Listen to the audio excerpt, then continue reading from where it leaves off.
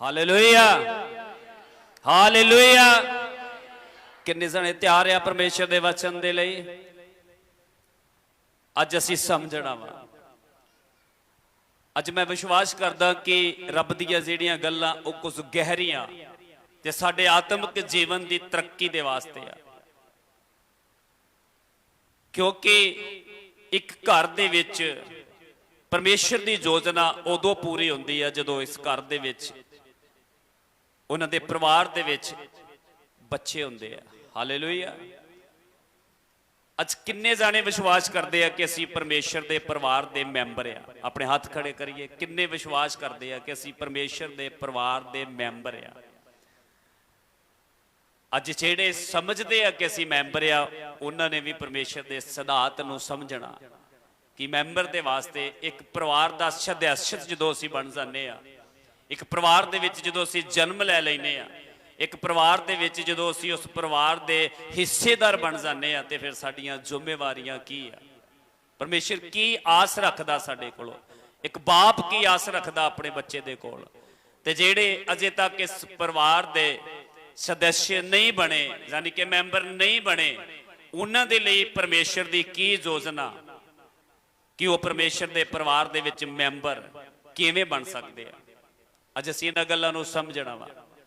जरूरी आ कि स्वर्ग दा परमेश्वर सानू इस धरती दे उत्ते भेजण दे लई उहदा एक मकसद सी कि उहने सानू बनाया सी, अपने परिवार दे विच एक अदन दा बाग दिता सी, अपनी संगति दित्ती सी, सारियां सुख सुविधा दित्तियां सी।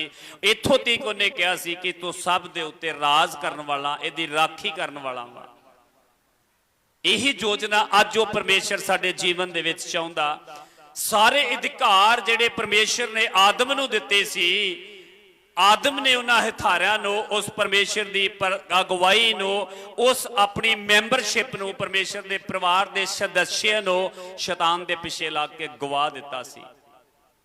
ते स्वर्ग दा परमेश्वर यीशु मसीह फिर सानू उस परिवार दे विच शामिल करन दे लई, साडा रिश्ता बनाउण दे लई, सानू फिर तो उस संगति दे विच लैके जाण दे लई वो स्वर्ग छड्ड के मनुख बन के, पूर्ण मनुख बन के इस धरती दे उत्ते आया ताकि साडे लई वो आग्याकारी जिहड़ी आदम नहीं कर सकदा, वो स्थिरता जिहड़ी आदम कोलों नहीं होई, वो संगति जिहड़ी आदम कोलों नहीं होई, वो अधीनता जिहड़ी आदम नहीं कर सकिया, वो यीशु मसीह ने इस धरती दे उत्ते पूरी कीती।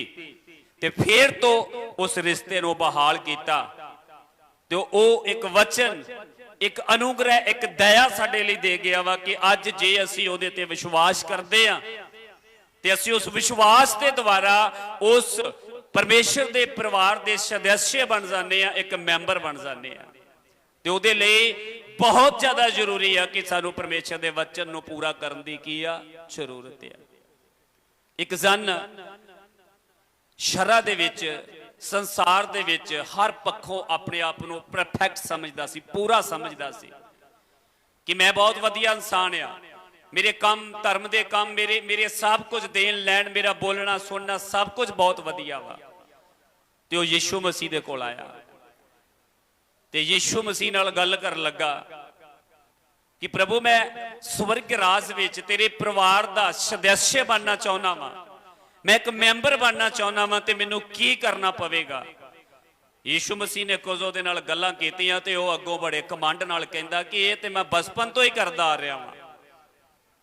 पर परमेश्वर ने अपने वचन दे विच एक आपां वचन पढ़ांगे यशाया 64 ओदी 6। अज जेड़े लोग अपने कम्मां दे उत्ते घमंड करदे आ, जेड़े लोग अपने चंगे काम इंसान करदा होवेगा, वधिया वा, लोकां को प्रशंसा मिलदी होवेगी, सानू दुनिया ते चंगे काम करने भी चाहीदे आ, पर कल्ले चंगे काम सानू परमेश्वर दे परिवार दे मैंबर नहीं बना सकदे, परमेश्वर दे राज दे विच सानू लैके नहीं जा सकदे। अज असीं इस वचन दे विच पहलों वेखांगे। हाँ जी, असी सबे भ्रिष्टी वांग हो गए, हाँ जी, अते साडे सब धर्म पलीती कपड़े वर्गे हन। कहंदा साडे सारे धर्म दे जिहड़े काम आ ना वो एक पलीत कपड़े दे वर्गे आ। असी पत्ते वांग कुमला जांदे हां, असीं पत्ते दे वांग कमला जांदे हां, अते साडीआं बदियां हवावां वांग सानू चुक लै जांदियां हन। परमेश्वर कहंदा चाहे तू किन्ने भी धर्म दे चंगे काम क्यों नहीं करदा, पर प्रभु दी निगाह दे विच सारे पलीत यानी कि एक प्रेस्ट एक गंदे हुए कपड़े की तरह वा। फिर किवें इंसान परमेश्वर के सामने धर्मी ठहर सकता, किवें इंसान परमेश्वर के स्वर्ग राज का मैंबर बन सकता। यही गल यीशु मसीह ने उस इंसान को समझाई कि भाई तेनों परमेश्वर के स्वर्गीय राज का मैंबर बनने दे लई, परमेश्वर के घर दे विच आउण दे लई नवे सिरे तो जन्म लेना पैना वा।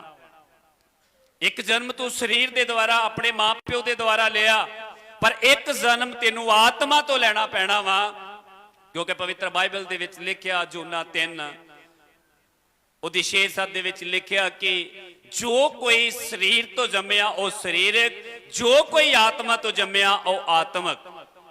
तो कहता जिन्ना चिर तक तू आत्मा तो जन्म नहीं लेंदा उन्ना चिर तक तू परमेश्वर के राज का मैंबर नहीं बन सकता।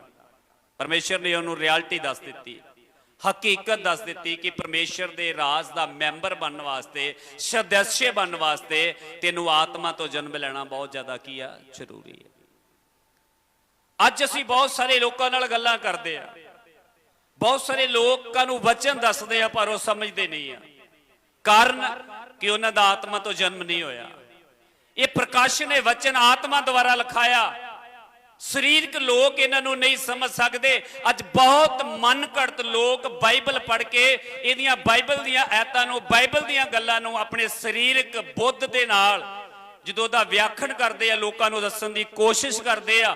बहुत सारे लोग उन्होंने गल्लों परफेक्ट मनते भी आ, समझते भी आ, क्यों कि वो दुनिया की बुद्ध के नाल उन्होंने समझने की कोशिश करते हैं, तो दुनिया की बुद्ध जो उन्होंने सिखाती है उन्होंने सच मनते हैं। पर जो कि ये सच्चाई नहीं आ, वचन आत्मा के द्वारा लिखाया गया वा, ते उस समय के लोग भी यीशु मसीह को बदलना चाहते सी। यीशु मसीह जो उन्होंने सिखाता सी वो स्वर्ग का ज्ञान सी, आत्मा के द्वारा सी, पर लोग उन्होंने बदलना चाहते सी। पर यीशु मसीह नहीं बदलिया। लोगों ने कोशिश की कि साडे तरीके दे नाल प्रचार किया जाए, साडे तरीके दे नाल रब नूं मन्निया जाए। अज भी बहुत सारे लोग चर्च च आण के भी कहते हैं कि बंदगी साडे तरीके नाल होनी चाहिए, वचन सानू चंगा लगना, साडे मन भाउंदा होना चाहुंदा, डिसिपलिन आग्याकारी जिस तरह असीं चाहुंदे आ वो चाहुंदे आ। वो अज भी पास्टरां नूं बदलना चाहुंदे आ। पर उस समय के लोग यीशु नूं बदलना चाहते सी, पर यीशु नहीं बदलिया। पर जिन्नियां ने अपना जीवन यीशु नूं दे दिता, यीशु दीयां गल्लां नूं समझ के आत्मा दे विच जीवन पा लिया, तो यीशु मसीह ने उन्हां नूं जरूर बदलिया। हालेलुया।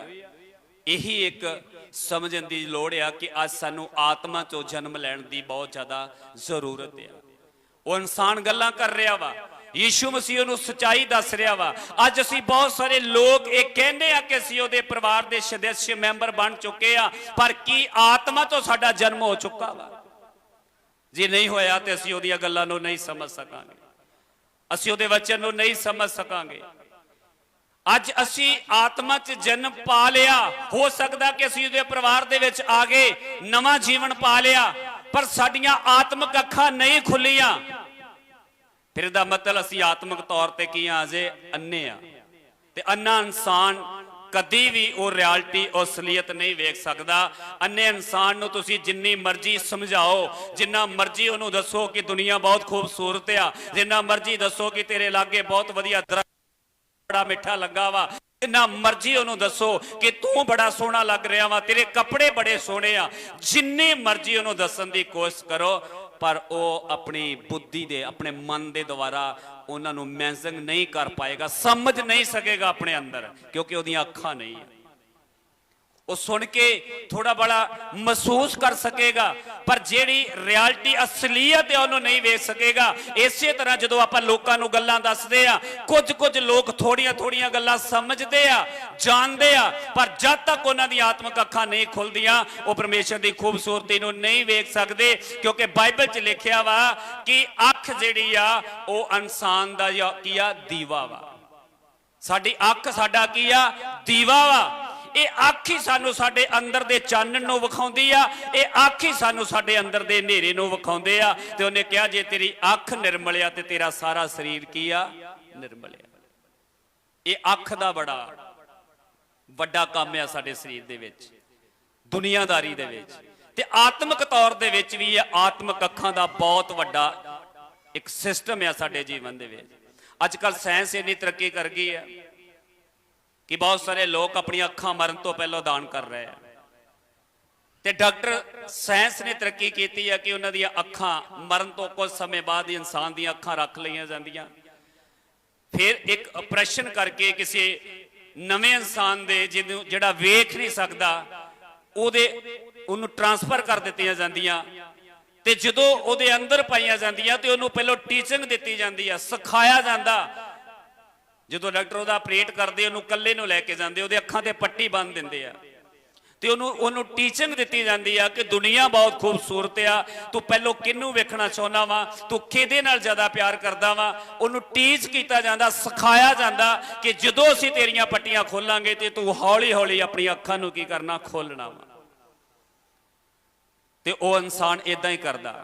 ਇੱਕ ਬਲਾਈਂਡ ਇਨਸਾਨ ਜਿਹਨੇ ਦੁਨੀਆ ਨੂੰ ਨਹੀਂ ਵੇਖਿਆ, ਉਹਨੂੰ ਕਿਸੇ ਦੀਆਂ ਅੱਖਾਂ ਮਿਲ ਗਈਆਂ ਤੇ ਜਦੋਂ ਉਹ ਅੱਖਾਂ ਦੇ ਦੁਆਰਾ ਦੁਨੀਆ ਦੀ ਖੂਬਸੂਰਤੀ ਨੂੰ ਵੇਖਦਾ ਤੇ ਉਹਦੇ ਜੀਵਨ ਦਾ ਮਕਸਦ ਉਹਨੂੰ ਪਤਾ ਲੱਗਦਾ, ਉਹਨੂੰ ਪਰਮੇਸ਼ਰ ਦੀ ਰਚਨਾ ਦਾ ਪਤਾ ਲੱਗਦਾ, ਉਹਨੂੰ ਪਰਮੇਸ਼ਰ ਦੇ ਬਣਾਉਣ ਬਾਰੇ ਪਤਾ ਲੱਗਦਾ।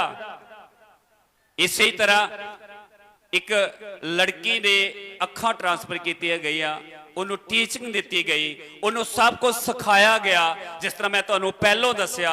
ਤੇ ਜਦੋਂ ਉਹਦੀਆਂ ਅੱਖਾਂ ਦੀ ਪੱਟੀ ਖੋਲੀ ਗਈ, ਡਾਕਟਰ ਉਹਦੇ ਕੋਲ ਸੀ, ਪਰਿਵਾਰ ਉਹਦੇ ਕੋਲ ਸੀ ਤੇ ਉਹਨੇ ਸਭ ਤੋਂ ਪਹਿਲਾਂ ਇਹ ਕਿਹਾ ਕਿ ਮੈਂ ਜਦੋਂ ਵੇਖਾਂ ਤੇ ਮੈਨੂੰ ਬਾਹਰ ਲੈ ਕੇ ਜਾਇਆ ਜਾਵੇ ਇਸ ਕਮਰੇ ਦੇ ਵਿੱਚੋਂ। ਤੇ ਜਦੋਂ ਉਹਨੂੰ ਕਮਰੇ ਚੋਂ ਬਾਹਰ ਲੈ ਕੇ ਜਾਇਆ ਗਿਆ ਤੇ ਜਦੋਂ ਉਹਨੇ ਆਪਣੀਆਂ ਅੱਖਾਂ ਖੋਲ ਕੇ ਦਰਖਤਾਂ ਦੀ ਹਰਿਆਲੀ ਦੇਖੀ, ਸੂਰਜ ਵੇਖਿਆ, ਉਹਨੇ ਸਭ ਪੰਛੀ ਟਹਿਲਦੇ ਵੇਖੇ, ਉਹਨੇ ਆਕਾਸ਼ ਦੇ ਵਿੱਚ ਪੰਛੀਆਂ ਨੂੰ ਉੜਦਿਆਂ ਵੇਖਿਆ, ਉਹਨੇ ਇਸ ਦੁਨੀਆ ਦੀ ਖੂਬਸੂਰਤੀ ਵੇਖੀ ਤੇ ਉਹ ਆਪਣੇ ਘੁੱਟਣੇ ਮੋਢੇ ਮਾਰ ਕੇ ਉਹਦੇ ਮੂੰਹ ਚੋਂ ਇੱਕੋ ਹੀ ਸ਼ਬਦ ਨਿਕਲਿਆ, ਵਾਹ ਵਾਹ ਮੇਰੇ ਪਰਮੇਸ਼ਵਰ। ਤੇ ਇਸ ਤੋਂ ਅੱਗੇ ਉਹ ਬੋਲ ਨਹੀਂ ਪਾਈ, ਬਸ ਪਰਮੇਸ਼ਰ ਦੀ ਬਣਾਈ ਕੁਦਰਤ ਨੂੰ ਵੇਖਦੀ ਰਹੀ ਤੇ ਉਹਨੂੰ ਆਪਣੇ ਅੰਦਰ ਮਹਿਸੂਸ ਕਰਦੀ ਰਹੀ, ਇਹ ਸੋਚਦੀ ਰਹੀ ਕਿ ਜੋ ਕੁਝ ਮੈਨੂੰ ਇਹਨਾਂ ਦੇ ਦੁਆਰਾ ਦੱਸਿਆ ਗਿਆ ਸੀ, ਜੋ ਕੁਝ ਮੈਂ ਆਪਣੇ ਮਨ ਦੇ ਵਿੱਚ ਇਮੇਜਿਨ ਕਰਦੀ ਰਹੀ ਸੀ, ਫੀਲ ਕਰਦੀ ਰਹੀ ਸੀ, ਇਹ ਦੁਨੀਆ ਦੀ ਖੂਬਸੂਰਤੀ ਕਿਤੇ ਉਹਦੇ ਨਾਲੋਂ ਜ਼ਿਆਦਾ। ਮੇਰੇ ਕੋਲ ਸ਼ਬਦ ਹੀ ਨਹੀਂ ਕਿ ਮੈਂ ਕਿੰਨਾ ਸ਼ਬਦਾਂ ਦੇ ਨਾਲ ਪਰਮੇਸ਼ਰ ਦੀ ਤਾਰੀਫ ਕਰ ਸਕਾਂ ਯੀਸ਼ੂ ਮਸੀਹ ਦੇ ਨਾਮ ਦੇ ਵਿੱਚ।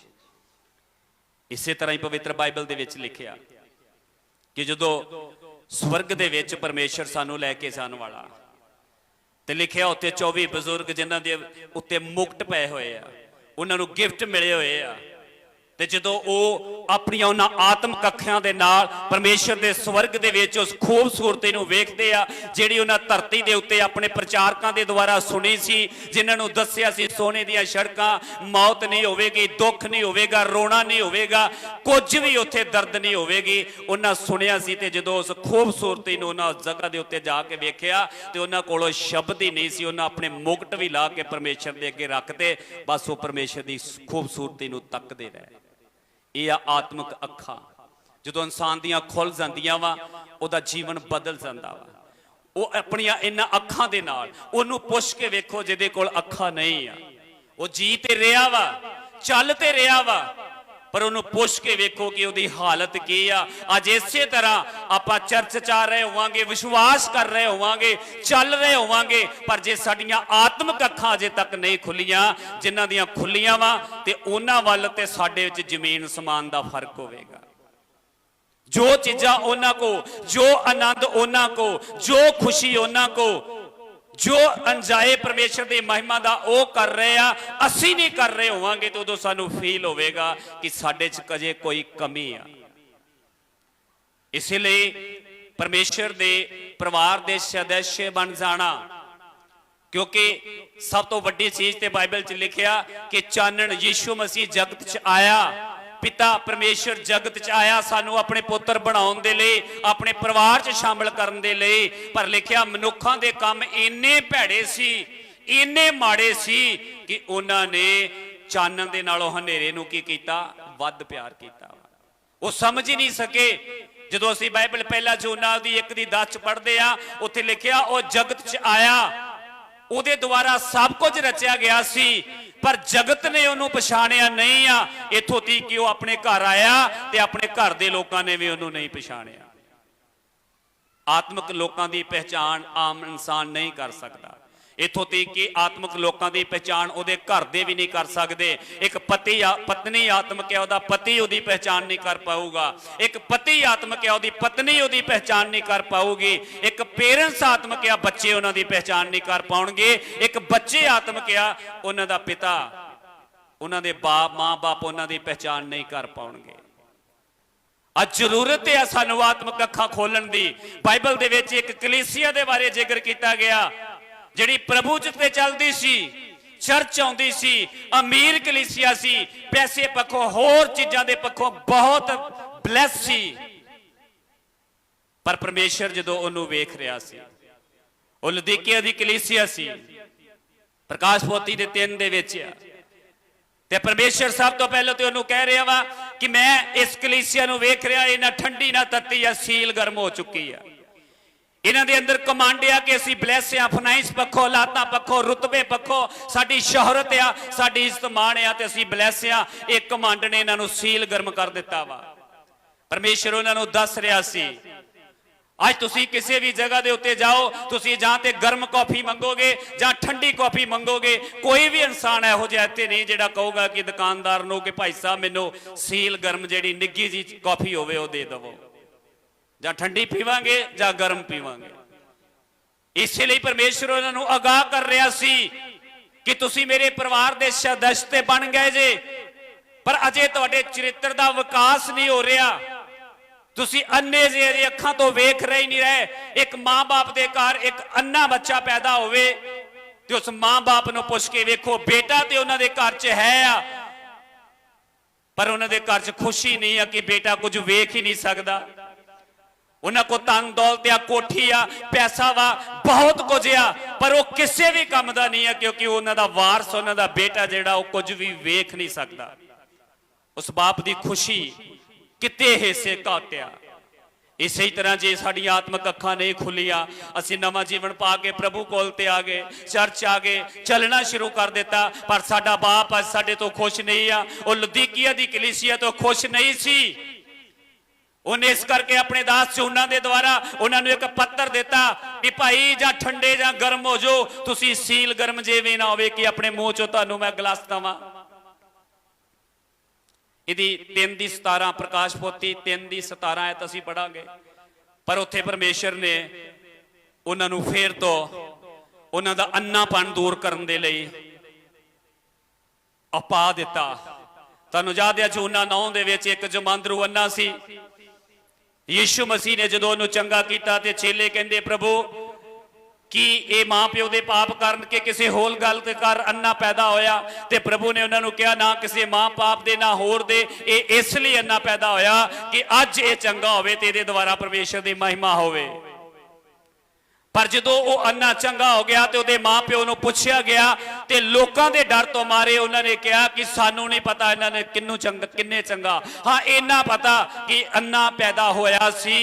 उन्हां दी खुशी उन्हां दा आनंद कितना दूना तीना होके कोठे ते चढ़ के रौला पाउणा चाहिदा सी कि साडा वार साडा बच्चा जिहड़ा जमांदरू अन्ना पैदा होया सी, अज यीशु मसीह ने इहदियां अखां खोल दित्तियां वा ते असीं क्यों ना उच्ची दे के दुहाई दे के परमेश्वर दी महिमा करिए। पर वो लोकां दे डर तो, क्योंकि उन्हां दियां आत्मक अखां नहीं सी खुलियां। जब तक उन्हां दियां आत्मक अखां नहीं सी खुलियां वो परमेश्वर दी इस करिश्मे परमेश्वर दी इस दया नूं कदी भी स्वीकार नहीं सी कर रहे।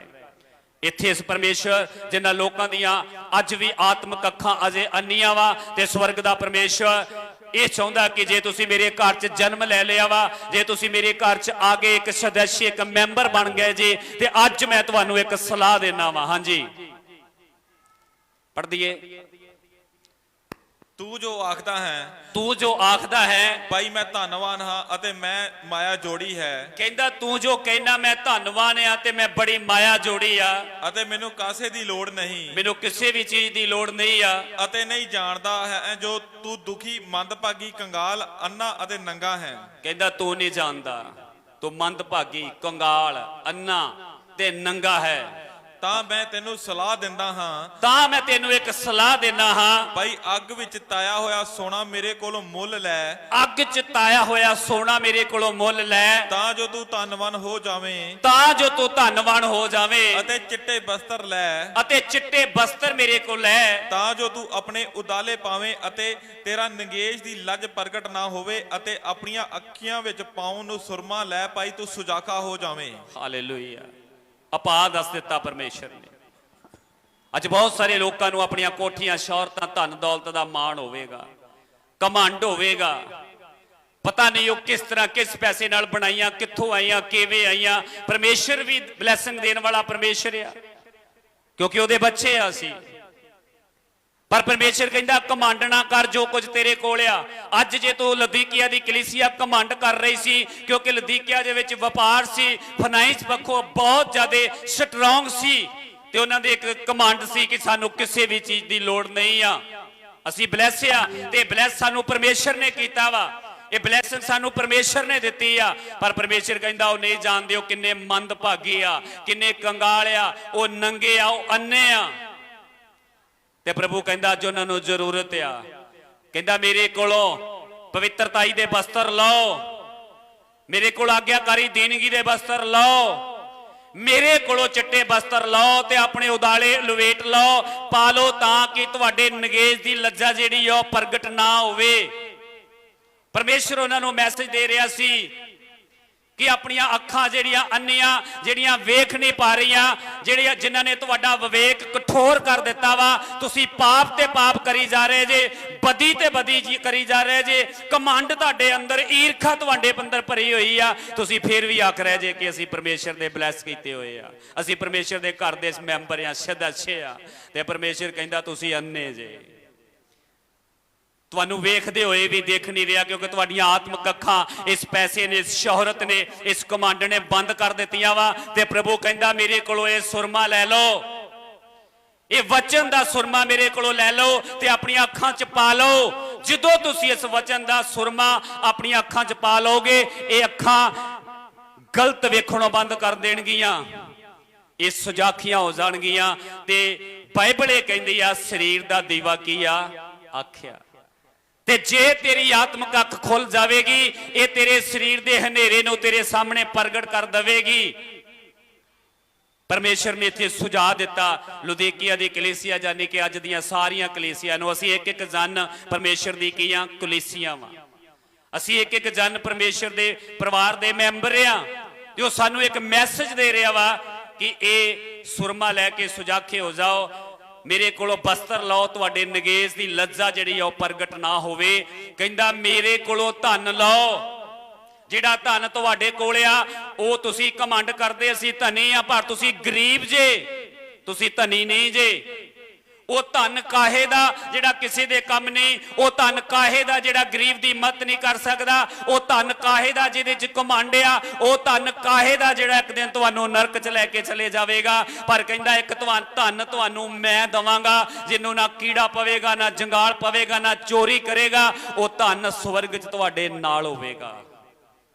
ਇਹ ਪਰਮੇਸ਼ਰ ਦਾ ਸੁਨੇਹਾ ਸੀ ਅੱਜ ਸਾਡੇ ਸਭ ਦੇ ਵਾਸਤੇ, ਸਾਡੇ ਸਭ ਦੀਆਂ ਜ਼ਿੰਦਗੀਆਂ ਦੇ ਵਾਸਤੇ। ਇਹ ਪਰਮੇਸ਼ਰ ਦੇਣਾ ਚਾਹੁੰਦਾ। ਜਦੋਂ ਅਸੀਂ ਪ੍ਰਭੂ ਦੇ ਵਿੱਚ ਜਨਮ ਲੈ ਲੈਨੇ ਆ, ਤੇ ਪਵਿੱਤਰ ਬਾਈਬਲ ਦੇ ਵਿੱਚ ਲਿਖਿਆ ਕਿ ਸਾਡਾ ਸਰੀਰ ਉਹਦੇ ਨਾਲ ਗੁਪਤ ਹੋਇਆ ਵਾ। ਜਦੋਂ ਅਸੀਂ ਉਹਦੇ ਵਿੱਚ ਬਪਤਿਸਮਾ ਲੈ ਕੇ ਨਵਾਂ ਜੀਵਨ ਪਾਉਨੇ ਆ, ਅਸੀਂ ਉਹਦੇ ਵਿੱਚ ਗੁਪਤ ਹੋ ਜਾਂਦੇ ਆ, ਉਹਦੇ ਵਿੱਚ ਦਫਨ ਹੋ ਜਾਂਦੇ ਆ। ਅਸੀਂ ਯੀਸ਼ੂ ਮਸੀਹ ਨੂੰ ਆਪਣੇ ਉੱਤੇ ਓੜ ਲੈਨੇ ਆ, ਤੇ ਹੁਣ ਤੋਂ ਅਸੀਂ ਨਹੀਂ ਜੀਂਦੇ, ਮਸੀਹ ਸਾਡੇ 'ਚ ਜੀਂਦਾ ਵਾ। ਤੇ ਜੇ ਮਸੀਹ ਸਾਡੇ 'ਚ ਜੀਂਦਾ ਵਾ, ਫਿਰ ਘਮੰਡ ਕਿੱਥੋਂ ਆ ਗਿਆ? ਈਰਖਾ ਕਿੱਥੋਂ ਆ ਗਈ? ਪਾਪ ਕਿੱਥੋਂ ਆ ਗਿਆ? ਇਹ ਨਫ਼ਰਤ ਕਿੱਥੋਂ ਆ ਗਈ? ਕਿਉਂਕਿ ਮਸੀਹ ਤੇ ਸਾਡੇ 'ਚ ਜੀਉਂਦਾ ਵਾ। ਅੱਜ ਗੌਰ ਕਰਨਾ ਸੀ ਆਪਣੇ ਜੀਵਨਾਂ ਦੇ ਵਿੱਚ, ਅੱਜ ਗੌਰ ਕਰਨਾ ਸੀ ਆਪਣੇ ਕੰਮਾਂ ਦੇ ਉੱਤੇ, ਆਪਣੀਆਂ ਸੋਚਾਂ ਦੇ ਉੱਤੇ, ਆਪਣੇ ਮਨ ਦੇ ਉੱਤੇ। ਅੱਜ ਅਸੀਂ ਆਪਣੇ ਅੰਦਰ ਵੇਖਣਾ ਵਾ।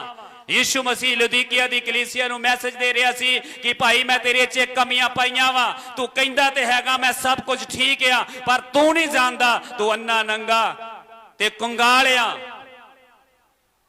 ਉਹਨਾਂ ਲੋਕਾਂ ਨੇ ਚਰਚ ਤੇ ਆਉਂਦੇ ਸੀ, ਆਰਾਧਨਾ ਕਰਦੇ, ਪ੍ਰਾਰਥਨਾ ਕਰਦੇ, ਵਿਸ਼ਵਾਸ ਕਰਦੇ, ਪਰ ਯੀਸ਼ੂ ਮਸੀਹ ਨੂੰ ਆਪਣੇ ਜੀਵਨ 'ਚ ਉਹਨਾਂ ਨੇ ਬਾਹਰ ਕੱਢਿਆ ਸੀ। ਯੀਸ਼ੂ ਮਸੀਹ ਉਹਨਾਂ ਦੇ ਜੀਵਨ 'ਚ ਨਹੀਂ ਸੀ। ਅੱਜ ਆਪਾਂ ਗੌਰ ਕਰਨਾ ਕਿ ਯੀਸ਼ੂ ਮਸੀਹ ਸਾਡੇ ਜੀਵਨ ਦੇ ਵਿੱਚ ਹੈਗਾ। ਲਦੀਕੀਆ ਦੀ ਕਲੀਸਿਆ ਕੋਲ ਸਭ ਕੁਝ ਸੀ, ਪਰ ਯੀਸ਼ੂ ਉਹਨਾਂ ਦੇ ਅੰਦਰ ਨਹੀਂ ਸੀ। ਯੀਸ਼ੂ ਬਾਹਰ ਖੜਾ ਖੜਕਾ ਰਿਹਾ ਸੀ, ਕਿਉਂਕਿ ਉਹ ਉਹਨਾਂ ਨਾਲ ਪਿਆਰ ਕਰਦਾ ਸੀ, ਕਿਉਂਕਿ ਉਹਨੇ ਆਪਣਾ ਕੀਮਤੀ ਲਹੂ ਵਹਾਇਆ ਸੀ, ਕਿਉਂਕਿ ਉਹਨੇ ਉਹਨਾਂ ਦੀ ਕੀਮਤ ਦਿੱਤੀ ਸੀ, ਕਿਉਂਕਿ ਉਹਨੇ ਉਹਨਾਂ ਨੂੰ ਖਰੀਦਿਆ ਸੀ। ਤੇ ਯੀਸ਼ੂ ਬੂਹੇ ਦੇ ਉੱਤੇ ਖੜਾ ਸੀ, ਉਹ ਅਜੇ ਗਿਆ ਨਹੀਂ ਸੀ। ਲਦੀਕੀਆ ਦੀ ਕਲੀਸਿਆ ਦੀ ਪੋਜੀਸ਼ਨ ਐਵੇਂ ਦੀ ਸੀ ਕਿ ਉਹਨਾਂ ਨੇ ਯੀਸ਼ੂ ਨੂੰ ਬਾਹਰ ਕੱਢਿਆ, ਘਮੰਡ ਚ ਆ ਗਏ। ਧਨੀ ਅਮੀਰ ਸਭ ਕੁਝ ਸੀ, ਅੰਨੇ ਸੀ, ਨੰਗੇ ਸੀ ਉਹਨਾਂ ਦੇ ਕੋਲ, ਪਰ ਫਿਰ ਵੀ ਯੀਸ਼ੂ ਬਾਹਰ ਖੜਾ ਸੀ, ਅਜੇ ਗਿਆ ਨਹੀਂ ਸੀ। ਤੇ ਯੀਸ਼ੂ ਕਹਿ ਰਿਹਾ ਸੀ ਕਿ ਭਾਈ ਇਸ ਤੋਂ ਪਹਿਲਾਂ ਦੇਰ ਹੋ ਜਾਵੇ, ਮੈਂ ਤੁਹਾਨੂੰ ਛੱਡ ਕੇ ਚਲਾ ਜਾਵਾਂ, ਮੈਂ ਅਜੇ ਵੀ ਖੜਕਾ ਰਿਹਾ ਵਾਂ। ਜੇ ਕੋਈ ਮੇਰੀ ਆਵਾਜ਼ ਨੂੰ ਸੁਣਦੇ ਜੇ ਤੇ ਆਪਣੇ ਦਿਲ ਦੇ ਬੂਹੇ ਨੂੰ ਖੋਲ ਦੋ। ਮੈਂ ਅੱਜ ਵੀ, ਹੁਣ ਵੀ, ਅਜੇ ਵੀ ਤੁਹਾਡੇ ਅੰਦਰ ਆਉਣਾ ਚਾਹੁੰਦਾ ਤੇ ਤੁਹਾਡੇ ਨਾਲ ਵਾਸ ਕਰਨਾ ਚਾਹੁੰਦਾ ਤੇ ਤੁਹਾਡੀਆਂ ਆਤਮਿਕ ਅੱਖਾਂ ਨੂੰ ਖੋਲਣਾ ਚਾਹੁੰਦਾ। ਮੈਂ ਤੁਹਾਨੂੰ ਇਸ ਧਰਤੀ ਦੇ ਉੱਤੇ ਨਹੀਂ, ਸਵਰਗ ਵੀ ਲੈ ਕੇ ਇਸ ਧਰਤੀ ਦੇ ਉੱਤੇ ਵੀ ਸਾਰੇ ਬੰਨਿਓ ਬਲੈਸ ਕਰਨਾ ਚਾਹੁੰਦਾ ਵਾਂ। ਇਸ ਨਿਆਂ ਦੇ ਰਿਹਾ ਸੀ ਪਰਮੇਸ਼ਵਰ, ਉਹ ਖੜਕਾ ਰਿਹਾ ਸੀ। ਅੱਜ ਵੀ ਉਹ ਸਾਡੇ ਜੀਵਨ ਦੇ ਬੂਹੇ ਦੇ ਉੱਤੇ ਖੜਕਾ ਰਿਹਾ ਵਾ। ਜੇ ਅਸੀਂ, ਸਾਡੇ ਚੋਂ ਕੋਈ ਜਣਾ ਇੱਥੇ ਪਾਪ ਦੇ ਵਿੱਚ ਆ, ਸਾਡੇ ਚੋਂ ਕੋਈ ਜਣਾ ਬਦੀ ਦੇ ਵਿੱਚ ਆ, ਚੈੱਕ ਕਰੋ, ਉਹਦੀ ਆਵਾਜ਼ ਨੂੰ ਸੁਣੋ। ਕਈ ਵਾਰ ਕੀ ਹੁੰਦਾ ਕਿ ਕੋਈ ਜਨ ਸਾਡੇ ਬੂਹੇ ਨੂੰ ਬਾਹਰ ਖੜਕਾ ਰਿਹਾ ਹੋਵੇ, ਅਸੀਂ ਸੁਣਦੇ ਵੀ ਆ ਕਿ ਸਾਡਾ ਬੂਹਾ ਖੜਕ ਰਿਹਾ ਵਾ, ਅਸੀਂ ਜਾਣਦੇ ਵੀ ਆ ਕਿ ਇਹ ਸ਼ਾਇਦ ਕੋਈ ਕਰਜ਼ਾ ਲੈਣ ਵਾਲਾ ਆਇਆ ਵਾ, ਅਸੀਂ ਜਾਣਦੇ ਵੀ ਆ ਕਿ ਇਹ ਕੋਈ ਸਾਨੂੰ ਫੜਨ ਵਾਲਾ ਆਇਆ, ਇਹ ਜਾਣਦੇ ਆ ਕਿ ਸਾਨੂੰ ਕੋਈ ਮਾਰਨ ਵਾਲਾ ਆਇਆ, ਅਸੀਂ ਜਾਣ ਬੁੱਝ ਕੇ ਬੂਹਾ ਨਹੀਂ ਖੋਲਦੇ। ਅੱਜ ਕਿਤੇ ਹਾਲਾਤ ਐਵੇਂ ਦੇ ਤੇ ਨਹੀਂ ਆ। ਮੈਂ ਵਿਸ਼ਵਾਸ ਕਰਦਾ ਕਿ ਜੇ ਸਾਡੇ ਜ਼ਿੰਦਗੀ ਦੇ ਵਿੱਚ ਕਮੀ ਆ, ਸਾਡੇ ਜ਼ਿੰਦਗੀ 'ਚ ਪਾਪ ਆ, ਸਾਡੀ ਜ਼ਿੰਦਗੀ 'ਚ ਬੁਰਾਈ ਆ, ਤੇ ਜਦੋਂ ਯੀਸ਼ੂ ਮਸੀਹ ਬੂਹਾ ਖੜਕਾਉਂਦਾ ਵਾ, ਸਾਡੇ ਕੰਨਾਂ 'ਚ ਆਵਾਜ਼ ਜ਼ਰੂਰ ਆਉਂਦੀ ਆ ਕਿ ਬੂਹਾ ਖੜਕ ਰਿਹਾ ਵਾ, ਬੂਹਾ ਖੜਕ ਰਿਹਾ ਵਾ। ਵੱਖਰੀ ਗੱਲ ਆ ਕਿ ਅਸੀਂ ਆਪਣੇ ਕੰਨਾਂ ਨੂੰ ਵੀ ਬੰਦ ਕਰ ਲੈਂਦੇ ਆ, ਅਸੀਂ ਆਪਣੀ ਸੋਚ ਨੂੰ ਵੀ ਬੰਦ ਕਰ ਲੈਂਦੇ ਆ। ਮੈਂ ਜਾਣਦਾ ਵਾਂ ਕਿ ਅੱਜ ਵੀ ਇੱਥੇ ਆਪਣੇ ਸਾਰੇ ਬੈਠਿਆਂ ਦੇ ਵਿੱਚ ਇੱਕ ਆਵਾਜ਼ ਖੜਾਕਦੀ ਆ ਰਹੀ ਆ ਕਿ ਉਹ ਕਹਿ ਰਿਹਾ ਵਾ ਕਿ ਮੇਰੀ ਭੈਣ, ਮੇਰੀ ਬੱਚੀ, ਮੇਰੇ ਬੇਟੇ, ਮੇਰੀ ਧੀ, ਬੂਹਾ ਖੋਲ, ਮੈਂ ਤੇਰੇ ਅੰਦਰ ਆਉਣਾ ਚਾਹੁੰਦਾ ਵਾਂ। ਅੱਜ ਆਰਾਧਨਾ ਦੇ ਵਿੱਚ ਵੀ ਬਹੁਤ ਸਾਰੇ ਲੋਕ ਖੜੇ ਸੀ ਜਿਨ੍ਹਾਂ ਨੇ ਆਪਣੇ ਕੰਨਾਂ ਨੂੰ, ਆਪਣੇ ਹਿਰਦੇ ਨੂੰ, ਆਪਣੇ ਬੂਹੇ ਨੂੰ ਬੰਦ ਕੀਤਾ ਸੀ। ਜਦ ਆਰਾਧਨਾ ਹੋ ਰਹੀ ਸੀ, ਜਦ ਪਰਮੇਸ਼ਰ ਦੀ ਸਾਜ਼ਾਂ ਦੇ ਦੁਆਰਾ ਪਰਮੇਸ਼ਰ ਦੇ ਬੱਚੇ ਉਹਦੀ ਆਰਾਧਨਾ ਕਰ ਰਹੇ ਸੀ, ਤੇ ਉਹਦੀ ਆਵਾਜ਼ ਸਾਡੇ ਕੰਨਾਂ 'ਚ ਜਾ ਕੇ ਸਾਨੂੰ ਕਹਿ ਰਹੀ ਸੀ, ਖੋਲ ਦੇ ਬੂਹਾ, ਮੈਂ ਅੰਦਰ ਆਉਣਾ ਚਾਹੁੰਦਾ ਵਾਂ, ਖੋਲ ਦੇ ਆਪਣਾ ਦਾ ਮੈਂ ਵਾਸ ਕਰਨਾ ਚਾਹੁੰਦਾ ਵਾਂ। ਪਰ ਬਹੁਤ ਸਾਰੇ ਲੋਕ ਮੈਂ ਵੇਖ ਰਿਹਾ ਸੀ ਕਿ ਉਦੋਂ ਵੀ ਆਪਣੇ ਬੂਹੇ ਬੰਦ ਕਰਕੇ ਬੈਠੇ ਸੀ। ਮੇਰੇ ਭੈਣ ਭਾਈਓ, ਐਵੇਂ ਨਾ ਹੋਵੇ ਉਹ ਖੜਕਾਉਂਦਾ ਇੱਕ ਦਿਨ ਤੁਹਾਨੂੰ ਛੱਡ ਕੇ ਚਲਾ ਜਾਵੇ, ਕਿਉਂਕਿ ਵਚਨ ਦੇ ਵਿੱਚ ਲਿਖਿਆ ਹੋਇਆ ਵਾ ਕਿ ਪਰਮੇਸ਼ਰ ਕਹਿੰਦਾ ਜੇ ਕੋਈ ਜਨ ਨਹੀਂ ਆਖੇ ਲੱਗਦਾ, ਨਹੀਂ ਤੁਹਾਡੀ ਆਵਾਜ਼ ਨੂੰ ਸੁਣਦਾ, ਨਹੀਂ ਪਰਮੇਸ਼ਰ ਦੀ ਆਵਾਜ਼ ਨੂੰ ਸੁਣਦਾ, ਤੇ ਪ੍ਰਭੂ ਕਹਿੰਦਾ ਉਹਨੂੰ ਸ਼ੈਤਾਨ ਦੇ ਹੱਥਾਂ 'ਚ ਦੇ ਦਿਓ। ਪਰਮੇਸ਼ਰ ਉਹਨੂੰ ਛੱਡ ਦਿੰਦਾ ਵਾ। ਪ੍ਰਭੂ ਕਹਿੰਦਾ ਉਹਨੂੰ ਸ਼ੈਤਾਨ ਦੇ ਹੱਥਾਂ 'ਚ ਦੇ ਦਿਓ, ਉਹਦਾ ਸਰੀਰ ਇੱਕ ਦਿਨ ਨਾਸ ਹੋ ਜੇ ਤੇ ਫਿਰ ਵੀ ਉਹਦਾ ਆਤਮਾ ਇੱਕ ਦਿਨ ਨਰਕ 'ਚ ਜਾਣ ਤੋਂ ਕੀ ਆ, ਬਚ ਜਾਵੇ। ਅੱਜ ਬਹੁਤ ਸਾਰੇ ਲੋਕ ਆ ਪ੍ਰਭੂ ਚਾਹੁੰਦੇ ਆ, ਮੰਨ ਕੇ ਕੁਝ ਸਮਾਂ ਚੱਲ ਕੇ ਪਿੱਛੇ ਹਟ ਜਾਂਦੇ, ਉਹਨਾਂ ਕੋਲ ਵਚਨ ਜਾਂਦਾ, ਵਿਸ਼ਵਾਸ ਨਹੀਂ ਕਰਦੇ, ਉਹਨਾਂ ਦੇ ਕੋਲ ਲੋਕ ਜਾਂਦੇ, ਉਹਨਾਂ ਦੀ ਬੇਇੱਜ਼ਤੀ ਕਰਦੇ ਆ, ਕੱਢ ਦਿੰਦੇ ਆ। ਆਪਣੀ ਮਰਜ਼ੀ ਦੇ ਮਾਲਕ ਅੰਨੇ ਹੋਏ, ਆਤਮਿਕ ਅੱਖਾਂ ਨਹੀਂ ਖੁੱਲੀਆਂ। ਪਰ ਇੱਕ ਦਿਨ ਆਉਂਦਾ, ਪਰਮੇਸ਼ਰ ਖੜਕਾ ਕੇ ਥੱਕ ਜਾਂਦਾ। ਪ੍ਰਭੂ ਦੇ ਲੋਕ, ਪ੍ਰਭੂ ਦੀਆਂ ਧੀਆਂ ਉਹਨਾਂ ਦੀਆਂ ਮਿਹਨਤਾਂ ਤਰਲੇ ਕਰਦੇ ਆ, ਉਹਨਾਂ ਨੂੰ ਵਚਨ ਦਿੰਦੇ, ਉਹਨਾਂ ਲਈ ਪ੍ਰਾਰਥਨਾ ਕਰਦੇ ਆ ਕਿ ਭਾਈ ਆ ਜਾਓ, ਪ੍ਰਭੂ ਬੁਲਾ ਰਿਹਾ ਵਾ, ਪਰ ਫਿਰ ਵੀ ਨਹੀਂ ਮੰਨਦੇ। ਪਰ ਪ੍ਰਭੂ ਇੱਕ ਦਿਨ ਆਉਂਦਾ, ਉਹਨਾਂ ਨੂੰ ਉਹਨਾਂ ਦੇ ਹਾਲਾਤਾਂ ਤੇ ਛੱਡ ਦਿੰਦਾ। ਤੇ ਪਵਿੱਤਰ ਬਾਈਬਲ ਦੇ ਵਿੱਚ ਲਿਖਿਆ, ਸ਼ੈਤਾਨ ਨੂੰ ਇਜਾਜ਼ਤ ਦਿੰਦਾ ਕਿ ਤੂੰ ਇਹਨੂੰ ਬਿਮਾਰੀ ਲਾ ਸਕਦਾ, ਇਹਨੂੰ ਸਤਾ ਸਕਦਾ, ਇਹਨੂੰ ਦੁੱਖ ਦੇ ਸਕਦਾ। ਪਰ ਪਰਮੇਸ਼ਰ ਨੂੰ ਉਮੀਦ ਹੁੰਦੀ ਆ ਕਿ ਇੱਕ ਦਿਨ ਆਵੇਗਾ, ਇਹਨਾਂ ਦਾ ਸਰੀਰ ਤੇ ਨਾਸ ਹੋ ਜਾਵੇਗਾ, ਬਿਮਾਰੀ ਭਿਆਨਕ ਲੱਗ ਜਾਵੇਗੀ, ਦੁੱਖ ਭਿਆਨਕ ਲੱਗ ਜਾਵੇਗਾ। ਉਸ ਸਮੇਂ ਹੱਲ ਕੋਈ ਨਹੀਂ ਹੋ ਸਕਦਾ ਮੌਤ ਤੋਂ ਸਿਵਾਏ। ਮੌਤ ਨਿਸ਼ਚਿਤ ਆ, ਕਿਉਂਕਿ ਉਹਨਾਂ ਨੇ ਇਹ ਫੈਸਲਾ ਖੁਦ ਲਿਆ ਵਾ। ਉਸ ਸਮੇਂ ਪਰਮੇਸ਼ਰ ਉਹਨੂੰ ਇੱਕ ਆਫਰ ਫੇਰ ਦਿੰਦਾ, ਪਰਮੇਸ਼ਰ ਉਹਦੇ ਨਾਲ ਪਿਆਰ ਕਰਦਾ, ਉਹ ਫੇਰ ਇੱਕ ਆਪਸ਼ਨ ਦਿੰਦਾ ਕਿ ਤੇਰਾ ਸਰੀਰ ਤੇ ਨਾਸ ਹੋ ਜਾਊਗਾ, ਪਰ ਜੇ ਇਸ ਬਿਮਾਰੀ ਦੀ ਹਾਲਤ ਤੈਨੂੰ ਪਤਾ ਕਿ ਹੁਣ ਮੌਤ ਤੇਰੀ ਨਿਸ਼ਚਿਤ ਆ, ਤੈਨੂੰ ਪਤਾ ਜੇ ਅੱਜ ਵੀ ਤੂੰ ਸੱਚੇ ਮਨ ਦੇ ਨਾਲ ਮੇਰੇ ਕੋਲ ਆਣ ਕੇ ਅੰਗੀਕਾਰ ਕਰ ਲਵੇਂ ਕਿ ਪ੍ਰਭੂ ਮੈਨੂੰ ਮਾਫ ਕਰ ਦੇ, ਮੈਂ ਤੈਨੂੰ ਆਪਣੇ ਦਿਲ 'ਚ ਬੁਲਾਉਣਾ ਚਾਹੁੰਦਾ, ਮੈਂ ਤੈਨੂੰ ਆਪਣੇ ਜੀਵਨ 'ਚ ਬੁਲਾਉਣਾ ਚਾਹੁੰਦਾ, ਤੇ ਪ੍ਰਭੂ ਕਹਿੰਦਾ ਤੇਰਾ ਆਤਮਾ ਨਰਕ 'ਚ ਜਾਣ ਤੋਂ ਬਚ ਸਕਦਾ ਵਾ। ਇਹ ਆਪਸ਼ਨ ਆ ਪਰਮੇਸ਼ਰ ਦੀ। ਅੱਜ ਜੇਕਰ ਸੱਚਮੁੱਚ ਅਸੀਂ ਉਹਦੇ ਪਰਿਵਾਰ ਦੇ ਸਦस्य ਦੇ ਮੈਂਬਰ ਆ, ਤੇ ਪਰਮੇਸ਼ਰ ਅੱਜ ਸਾਡੇ ਚਰਿੱਤਰ ਦਾ ਵਿਕਾਸ ਕਰਨਾ ਚਾਹੁੰਦਾ। ਇੱਕ ਚੀਜ਼ ਨੂੰ ਸਮਝਣਾ, ਜਿਹੜੀਆਂ ਸਾਡੀਆਂ ਆਦਤਾਂ ਹੁੰਦੀਆਂ ਨਾ, ਸੁਭਾਅ, ਸਾਡੇ ਸੁਭਾਅ ਤੇ ਸਾਡੀਆਂ ਆਦਤਾਂ ਤੇ ਸਾਡਾ ਚਰਿੱਤਰ ਡਿਪੈਂਡ ਕਰਦਾ। ਜਿੱਦਾਂ ਦੀਆਂ ਤੁਹਾਡੀਆਂ ਸਾਡੀਆਂ ਆਦਤਾਂ ਵਾ ਉਦਾਂ ਦਾ ਸਾਡਾ ਚਰਿੱਤਰ ਹੋਵੇਗਾ। ਆਦਤਾਂ ਖਰਾਬ ਆ ਤੇ ਚਰਿੱਤਰ ਖਰਾਬ ਆ, ਆਦਤਾਂ ਸਹੀ ਆ ਤੇ ਚਰਿੱਤਰ ਸਹੀ ਹੈ। ਅਸੀਂ ਆਪਣੇ ਬਾਪ ਦੇ ਸਰੂਪ ਤੇ ਬਣੇ ਆ, ਅਸੀਂ ਉਹਦੇ ਪਰਿਵਾਰ ਦੇ ਮੈਂਬਰ ਆ ਤੇ ਲੋਕ ਜਿਵੇਂ ਦਾ ਚਰਿੱਤਰ ਸਾਡੇ ਪਿਤਾ ਦਾ ਵੇਖਦੇ ਆ ਉਵੇਂ ਦਾ ਚਰਿੱਤਰ ਸਾਡੇ 'ਚ ਵੇਖਣਾ ਚਾਹੁੰਦੇ ਆ ਕਿ ਆ ਸਾਡਾ ਚਰਿੱਤਰ ਸਾਡੇ ਬਾਪ ਵਰਗਾ ਹੈ। ਗਾਲੀ ਖਾ ਕੇ ਗਾਲੀ ਨਹੀਂ, ਦਬਕਾ ਲੈ ਕੇ ਦਬਕਾ ਨਹੀਂ, ਦੁਸ਼ਮਣਾਂ ਨੂੰ ਮਾਫ ਕਰਨ ਵਾਲਾ, ਬਰਿਆਈ ਦੇ ਬਦਲੇ ਭਲਾਈ, ਗਾਲ ਦੇ ਬਦਲੇ ਸੀਸ। ਇਹ ਚਰਿੱਤਰ ਉਹ ਸਾਡੇ 'ਚ ਵੇਖਣਾ ਚਾਹੁੰਦਾ ਤੇ ਅੱਜ ਉਹ ਪਰਮੇਸ਼ਰ ਸਾਡੇ ਚਰਿੱਤਰ ਦਾ ਵਿਕਾਸ ਕਰਨਾ ਚਾਹੁੰਦਾ ਕਿ ਤੁਸੀਂ ਮੇਰੇ ਪਰਿਵਾਰ ਦੇ ਸਦੱਸੇ ਜੇ। ਕਿਉਂਕਿ ਬਾਈਬਲ 'ਚ ਜਦੋਂ ਅਸੀਂ ਪਹਿਲਾ ਯੋਹਨਾ ਉਹਦੀ 1:12 ਪੜ੍ਹਦੇ ਉੱਥੇ ਲਿਖਦੇ, ਜਿੰਨਿਆਂ ਨੇ ਉਹਦੇ ਤੇ ਵਿਸ਼ਵਾਸ ਕੀਤਾ ਉਨਿਆਂ ਨੂੰ ਉਹਨੇ ਆਪਣੇ ਧੀਆਂ ਪੁੱਤਰ ਹੋਣ ਦਾ ਹੱਕ ਦਿੱਤਾ। ਜਿੰਨਿਆਂ ਨੇ ਵਿਸ਼ਵਾਸ ਕੀਤਾ, ਆਪਣੇ ਪਾਪਾਂ ਗੁਨਾਹਾਂ ਦਾ ਅੰਗੀਕਾਰ ਕਰਕੇ ਮਾਫੀ ਮੰਗੀ ਤੇ ਪਰਮੇਸ਼ਰ ਨੇ ਆਪਣੇ ਪੁੱਤਰ ਹੋਣ ਦਾ ਹੱਕ ਦੇ ਦਿੱਤਾ। ਅੱਜ ਸਾਡੇ ਕੋਲ ਉਹਦੇ ਪੁੱਤਰ ਹੋਣ ਦਾ ਹੱਕ ਆ, ਅਸੀਂ ਉਹਦੇ ਪੁੱਤਰ ਆ। ਅੱਜ ਇੱਕ ਬਾਪ ਬਾਹਰ ਲੋਕਾਂ ਨੂੰ, ਬੇਟਾ ਬਾਹਰ ਲੋਕਾਂ ਨੂੰ ਇਹ ਤੇ ਕਹਿ ਸਕਦਾ ਕਿ ਮੈਂ ਫਲਾਣਾ ਸੌਂ ਦਾ ਪੁੱਤਰ ਆ, ਮੇਰੇ ਬਾਪ ਦਾ ਨਾਮ ਆ, ਪਰ ਕਦੀ ਉਹਦੇ ਬਾਪ ਨੂੰ ਜਾ ਕੇ ਉਹਨਾਂ ਨੇ ਪੁੱਛਿਆ ਕਿ ਤੇਰਾ ਬੇਟਾ ਤੇਰਾ ਆਗਿਆਕਾਰ ਆ, ਕੀ ਤੇਰਾ ਬੱਚਾ ਤੇਰੇ ਕਹਿ ਅਨੁਸਾਰ ਆ, ਕਿ ਤੇਰੇ ਵਾਲਾ ਉਹ ਵੇਖਦੇ ਆ ਕਿ ਇਹਦੇ ਬਾਪ ਵਾਲਾ ਚਰਿੱਤਰ ਇਹਦੇ ਵਿੱਚ ਹੈ। ਇਹਦਾ ਬਾਪ ਤੇ ਕਦੀ ਕਿਸੇ ਦਾ ਦਿਲ ਨਹੀਂ ਸੀ ਦੁਖਾਉਂਦਾ, ਇਹਦਾ ਬਾਪ ਤੇ ਕਦੀ ਕਿਸੇ ਨਾਲ ਠੱਗੀ ਨਹੀਂ ਸੀ ਮਾਰਦਾ, ਇਹਦਾ ਬਾਪ ਤੇ ਪਾਪ ਨਹੀਂ ਸੀ ਕਰਦਾ, ਉਹ ਤੇ ਬੜਾ ਸ਼ਰੀਫ ਸੀ, ਭਲਾ ਮਾਨ ਸੀ, ਪਰ ਇਹਦਾ ਚਰਿੱਤਰ ਉਹਦੇ ਤੇ ਨਹੀਂ ਗਿਆ। ਅੱਜ ਸਾਡੇ ਯਿਸੂ ਦਾ ਚਰਿੱਤਰ ਕੀ ਆ ਕਿ ਬਾਈਬਲ 'ਚ ਲਿਖਿਆ, ਕੋਈ ਮੇਰੇ 'ਚ ਗੁਨਾਹ ਸਾਬਤ ਨਹੀਂ ਕਰ ਸਕਿਆ, ਇੱਕ ਵੀ ਨਹੀਂ। ਅੱਜ ਉਹੀ ਚਰਿੱਤਰ ਦਾ ਵਿਕਾਸ ਪ੍ਰਭੂ ਸਾਡੇ ਜੀਵਨ ਦੇ ਵਿੱਚ ਕਰਨਾ ਚਾਹੁੰਦਾ। ਉਹਨੇ ਪ੍ਰਤੀ ਦਿਨ ਵਿਕਾਸ ਦੇ ਲਈ ਸਾਨੂੰ ਬਾਈਬਲ ਦਿੱਤੀ ਆ, ਪ੍ਰਤੀ ਦਿਨ ਵਿਕਾਸ ਦੇ ਲਈ ਸਾਨੂੰ ਆਤਮਿਕ ਭੋਜਨ ਦਿੱਤਾ ਵਾ। ਜਿਸ ਤਰ੍ਹਾਂ ਇੱਕ ਬੱਚਾ ਜਨਮ ਲੈ ਕੇ ਪੈਦਾ ਹੁੰਦਾ ਤੇ ਉਹਦੇ ਵਿਕਾਸ ਦੇ ਵਾਸਤੇ ਉਹਦੀ ਮਾਂ ਨੂੰ ਪ੍ਰਤੀ ਦਿਨ ਚੰਗਾ ਭੋਜਨ ਦਿੰਦੀ ਆ, ਹਰ ਰੋਜ਼ ਉਹਦੀ ਡਿਸ਼ ਬਦਲਦੀ ਆ, ਹਰ ਅਲੱਗ-ਅਲੱਗ ਤਰੀਕਿਆਂ ਨਾਲ ਉਹਨੂੰ ਭੋਜਨ ਖਵਾਉਂਦੀ ਆ ਕਿ ਇਹਦਾ ਵਿਕਾਸ ਵਧੀਆ ਹੋ ਸਕੇ। ਚੰਗੇ ਸਕੂਲ 'ਚ ਐਡਮਿਸ਼ਨ, ਤਾਲੀਮ, ਸਿੱਖਿਆ।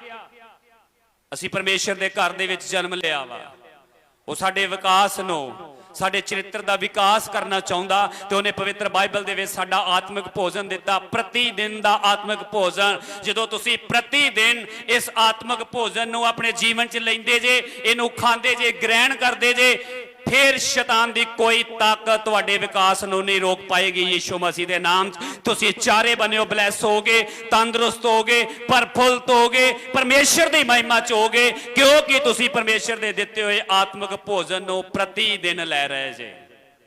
ਇਹ ਭੋਜਨ ਪਰਮੇਸ਼ਰ ਨੇ ਦਿੱਤਾ। ਅੱਜ ਇਹੋ ਜਿਹੇ ਪ੍ਰਚਾਰਕਾਂ ਦੀ ਜ਼ਰੂਰਤ ਆ ਕਿ ਜਿਹੜੇ ਆਪਣੀਆਂ ਕਲੀਸਿਆ, ਆਪਣੀਆਂ ਭੇਡਾਂ ਨੂੰ ਦੱਸ ਸਕਣ, ਉਹਨਾਂ ਨੂੰ ਸਮਝਾ ਸਕਣ ਕਿ ਤੁਹਾਡੇ ਚਰਿੱਤਰ ਦਾ ਵਿਕਾਸ ਕਿਵੇਂ ਹੋ ਸਕਦਾ। ਉਹਦੇ ਲਈ ਅੱਜ ਤੁਹਾਨੂੰ ਸਮਝਣਾ ਪਵੇਗਾ ਕਿ ਤੁਹਾਨੂੰ ਕਿਵੇਂ ਦੇ ਦੋਸਤ ਬਣਾਉਣੇ ਆ। ਦੋਸਤ ਬਣਾਉਣ ਪਿੱਛੇ ਵੀ ਤੁਹਾਡੇ ਚਰਿੱਤਰ ਦਾ ਵਿਕਾਸ ਆ। ਲਿਖਿਆ, ਮਾੜੀ ਸੰਗਤ ਚੰਗੇ ਚਾਲ ਚੱਲਣ ਨੂੰ ਵਿਗਾੜ ਦਿੰਦੀ ਤੇ ਚੰਗੀ ਸੰਗਤ ਮਾੜੇ ਚਾਲ ਚੱਲਣ ਨੂੰ ਸੁਧਾਰ ਦਿੰਦੀ ਆ। ਅੱਜ ਰੱਬ ਦਾ ਦਾਸ ਹੋਣ ਦੇ ਨਾਤੇ ਪਰਮੇਸ਼ਰ ਨੇ ਜੇ ਮੈਨੂੰ ਆਗੂ ਠਹਿਰਾਇਆ ਵਾ ਤੇ ਅੱਜ ਮੈਂ ਤੁਹਾਨੂੰ ਕਹਿਣਾ ਚਾਹੁੰਦਾ ਕਿ ਪਰਮੇਸ਼ਰ ਕਹਿੰਦਾ, ਦੋਸਤ ਚੁਣਨ ਤੋਂ ਪਹਿਲਾਂ ਪ੍ਰਾਰਥਨਾ ਕਰੋ। ਚੰਗੇ ਦੋਸਤ ਚੁਣੋਗੇ ਤੇ ਤੁਹਾਡੇ ਚਰਿੱਤਰ ਦਾ ਵਿਕਾਸ ਹੋਵੇਗਾ। ਅੱਜ ਪਰਮੇਸ਼ਰ ਤੁਹਾਡੇ ਚਰਿੱਤਰ ਦੇ ਵਿਕਾਸ ਲਈ ਕਹਿਣਾ ਚਾਹੁੰਦਾ, ਤੁਸੀਂ ਕਿਹੋ ਜੀ ਸੰਗਤੀ ਦੇ ਵਿੱਚ ਜਾ ਰਹੇ ਜੇ, ਤੁਸੀਂ ਕਿਸ ਤਰ੍ਹਾਂ ਦੇ ਖਾ ਰਹੇ ਜੇ, ਤੁਹਾਡੇ ਬੋਲਣ ਦਾ ਅੰਦਾਜ਼ ਕੀ ਆ, ਇਹ ਵੀ ਤੁਹਾਡੇ ਚਰਿੱਤਰ ਦੇ ਵਿਕਾਸ ਦੇ ਉੱਤੇ ਡਿਪੈਂਡ ਆ। ਅੱਜ ਤੁਹਾਨੂੰ ਬੋਲਣ ਦੀ ਜਾਚ ਹੋਣੀ ਚਾਹੀਦੀ ਆ, ਅੱਜ ਤੁਹਾਨੂੰ ਵੇਖਣ ਦੀ ਜਾਚ ਹੋਣੀ ਚਾਹੀਦੀ ਆ। ਅੱਜ ਤੁਸੀਂ ਘਰ ਬਣਾਉਣਾ, ਪਰਮੇਸ਼ਰ ਚਾਹੁੰਦਾ ਕਿ ਉਸ ਤੋਂ ਪਹਿਲਾਂ ਪ੍ਰਾਰਥਨਾ ਕਰੋ ਕਿ ਪਰਮੇਸ਼ਰ ਮੈਂ ਘਰ ਬਣਾ ਰਿਹਾ ਵਾਂ, ਇੱਕ ਚੀਜ਼ ਨੂੰ ਜਾਣਦੇ ਹੋਏ ਕਿ ਪਰਮੇਸ਼ਰ ਨੇ ਇਸ ਧਰਤੀ ਦੇ ਉੱਤੇ ਇਨਸਾਨ ਨੂੰ ਭੇਜਿਆ ਤੇ ਉਹਨੇ ਇਨਸਾਨ ਨੂੰ ਇੱਕ ਪਰਿਵਾਰ ਦਿੱਤਾ। परमेश्वर ने इंसान को पत्नी दी, परमेश्वर ने इंसान को बच्चे दिते, परमेश्वर ने इंसान को घर दिता। अज घमंड ना करो कि ये तुसी पाया वा, चंगी पत्नी तुसी पाई, घर तुसी बनाया, चंगे बच्चे तुहाडे आ। परमेश्वर कहंदा नहीं, ये सब कुछ मेरा दिता वा। ते अज साडे कोल ये नहीं आ कि असीं परमेश्वर दी दित्ती होई चीज़ नूं खराब करिए, साडे कोल कोई अधिकार नहीं आ। अज घमंड नाल ते कोई कह सकदा कि ये मेरी पत्नी आ, मेरा इहदे ते अधिकार आ, पर वो एक गल नूं याद रखे कि ये पत्नी तेनों देने वाला परमेश्वर आ। ये किन्ने दित्ती आ? परमेश्वर ने दित्ती आ। ते परमेश्वर कहंदा इहदे ते अधिकार चला, ये तेरे अधीन रवे, मैं कहना वा रवे। पर इस तो पहलो ये जरूर सोची कि जिवें तू अपनी देही दे नाल प्यार करदा वा कि उवें तू इहदे नाल प्यार करदा वा। पत्नी नूं परमेश्वर ने सिक्ख्या दित्ती कि तू किवें उहदे अधीन रहना। बच्चों के बारे परमेश्वर ने सिक्ख्या दित्ती आ। परमेश्वर कहंदा ये सारा कुछ तुहाडे चरित्र दे विकास ते लई आ कि तुसीं बच्चों की परवरिश किवें करनी, पति पत्नी दे रिश्ते नूं किवें निभाउणा, एक सुरक्षित घर किवें रख सकदे आ। लिखिया मूर्ख स्त्री अपने हथी अपने घर नूं ढा लैंदी ते बुद्धवान स्त्री अपने हथी अपने घर नूं बना लैंदी। एक बुद्धवान स्त्री नूं थोड़े पैसे दे दिओ, वो सारे महीने नूं खर्चा करके चला सकदी। एक मूर्ख स्त्री नूं लाखां रुपये उहदे हत्थ च फड़ा दिओ, 5 दिनां बाद पुछिओ सारे खत्म होणगे। घर परमेश्वर ने दिता, चलाउण दी ड्यूटी साडी लाई आ। परमेश्वर ने आदम नूं बनाया, एक घर दिता सी अदन, उन्हें रखिया ते ड्यूटी लाई सी, वो कामयाब नहीं हो सकिया। यीशु इसे लिए आया कि मैं एक नवा घर बनावा, मैं एक नवे घर दे विच आत्मक लोकां नूं लवां, उन्हां दीयां आत्मक अखां नूं खोलां, आत्मक जीवन दवां इस धरती दे उत्ते।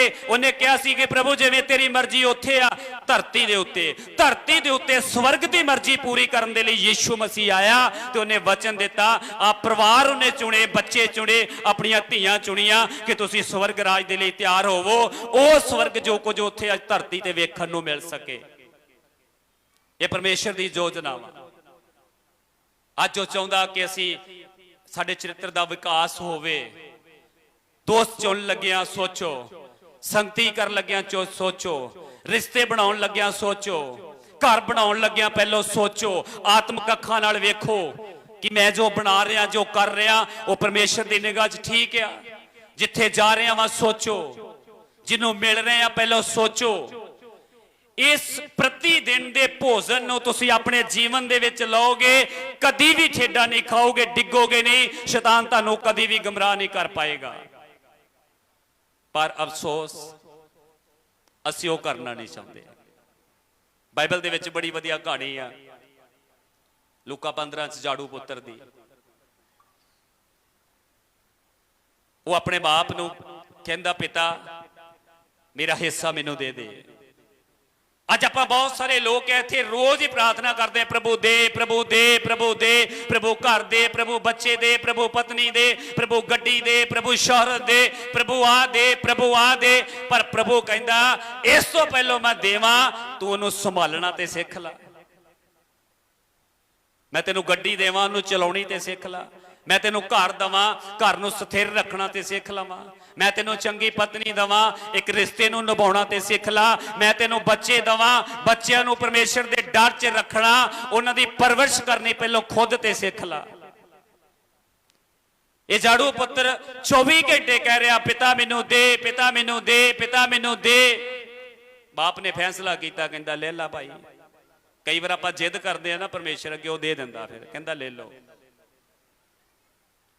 उन्हें देती ते बेटे ने की किया, वो कहंदा भी मैं हुण इहो जी जगह दे उत्ते जावांगा जिथे ना कोई अनुशासन होवे, ना कोई मैनूं पुछण वाला होवे, ना मैनूं पिता दा डर होवे, ना मैनूं किसी दा डर होवे। अपने जीवन ना खावां, अपने जीवन ना पीवां, अपने जीवन ना मौज मस्ती, जो मेरा शरीर डिमांड करे मैं उही करां। अज अपनी भी किते अवस्था इदां दी ते नहीं है कि आपां परमेश्वर दे डर च नहीं रहना चाहुंदे। आपां कहने ना ते सानू आगू कुछ कवे, ना सानू परमेश्वर दा वचन कुछ कवे। कवे भी किवें जदों असीं पढ़ना ही नहीं आ, जदों सुनाया उदों असीं कंन बंद कर लेने आ, जे सुन भी लिया ते जाके भुल जाना वा।